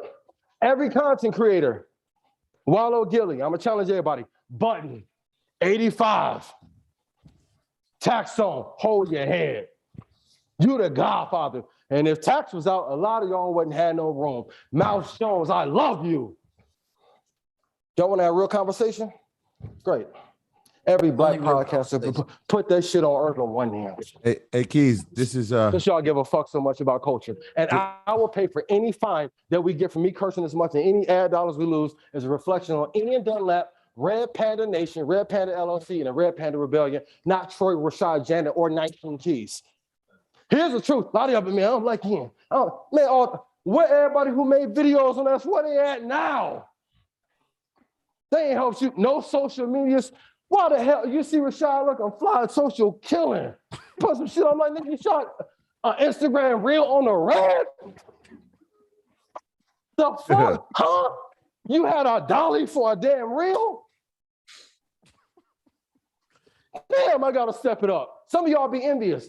Are y'all putting in as much work? I still gotta deal with me at 19 key, but Ian don't know. Well, if I was white, I could be motherfucking president right now.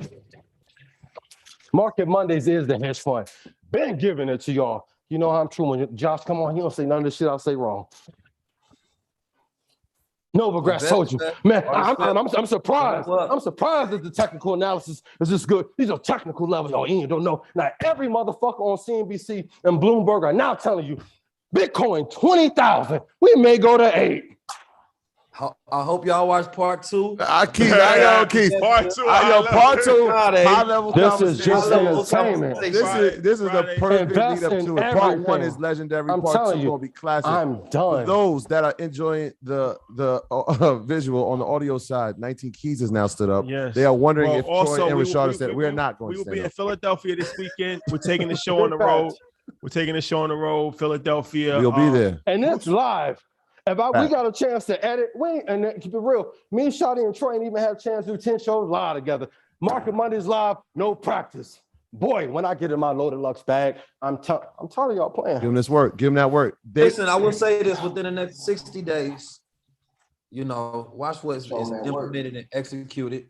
And all I ask is that y'all get behind what we put out, because behind the scenes, we always work. I don't care about an Ethereum. I don't care about a Bitcoin. I don't care about none of those things. Anything that I get into is only particularly a vehicle to gain capital. Let me see if my dad texts me. That's when I know I'm out of line. My dad texts me. I want everybody to pay attention to anything that we do together. Of course, anything we do by ourselves, we already have our super communities. They go lock in behind. I'm gonna be real. If y'all would have supported, whatever you see one mic, Ian. Whatever you see us do, I'm just gonna say that. Get behind it 1,000%. I've been doing this for a very long time. I've seen the ins and outs of organizations come and go. I see men build. I see men fall. I see men come back up. I see things get built out of ego. I see things get built out of righteousness. I see when we have power, we have all demand. But then and sometimes when we don't have power, we have nothing but demand. And now we are at this point where it's just all execution and solutions. And we're at a dangerous inflection point in society to where, we're going to get squashed if we don't listen to brothers like Ian, Rashad and Troy, and myself and everybody else that is working. But it ain't just about the listening part where you get it, you understand it. It's about, I would rather dedicate all of my focus from the bullshit that I listen to on a daily basis, and I would dedicate all my time to the strategies, the thoughts, the ideas, the visions, the production, and executing and getting us to where we need to be. The only way these things work, because I love Ian, he has passion, and any man with passion that's going to stand up and speak his voice. I'm solid. If I'm Ricky Homeboy from Boys in the Hood updated, and I see they got 2 Dracos in a 30 clip, am I supposed to say, Ricky, maybe you should get out the way? Dog, he chopping. Run, Ricky, run. Big sniper. What's up? Hey, man, get off the mountain. I told y'all, it's not about me. Dog, you know, even with me, I would have made a lot more money establishing a partnership with Vanguard and bringing all y'all through Vanguard and not letting you go nowhere else and making the money off the back end. It's ways you can work. Didn't do any of that. Go ask anybody in Vanguard if I have a partnership with them getting paid on the back end. The biggest, it's not about passion. I'm going to be real. If you think some of the posts that I put up are controversial about needing 1.5, the people I get to talk to and they get to talk to behind the scenes, boy, anything less than 50 or 60 million is failure for their family. I asked Kyrie, how much you need? 2 billion. For you or the family? That's for me. I'm telling you. The great look at the, I'm gonna end here, I promise you. The Great Reset, all these companies and assets are going to get level. There's going to be greater consolidation. If you do not put your feet to the ground and grind, and for those of you who will be around and you know, I'm talking, I'm like, yo, quit being lazy, execute, This is what it takes. But also too, if the job market falls apart, you don't think that they're going to get their retribution and payback for all that great resignation? I'm not going to work, I quit. Okay, so as soon as everybody saw money from crypto, NFTs, Gary Vee had people garage flipping, everybody was making money flying around. Let's kill all that. Bring y'all ass back to work. Got on line. A lot of y'all turned to Jesse Pinkman, and Gus was the boss, but even Gus had a boss he had to report to. That boss is the Federal Reserve. You have to study top down. Ian, let's do this. For the sake of time, let's conclude this conversation.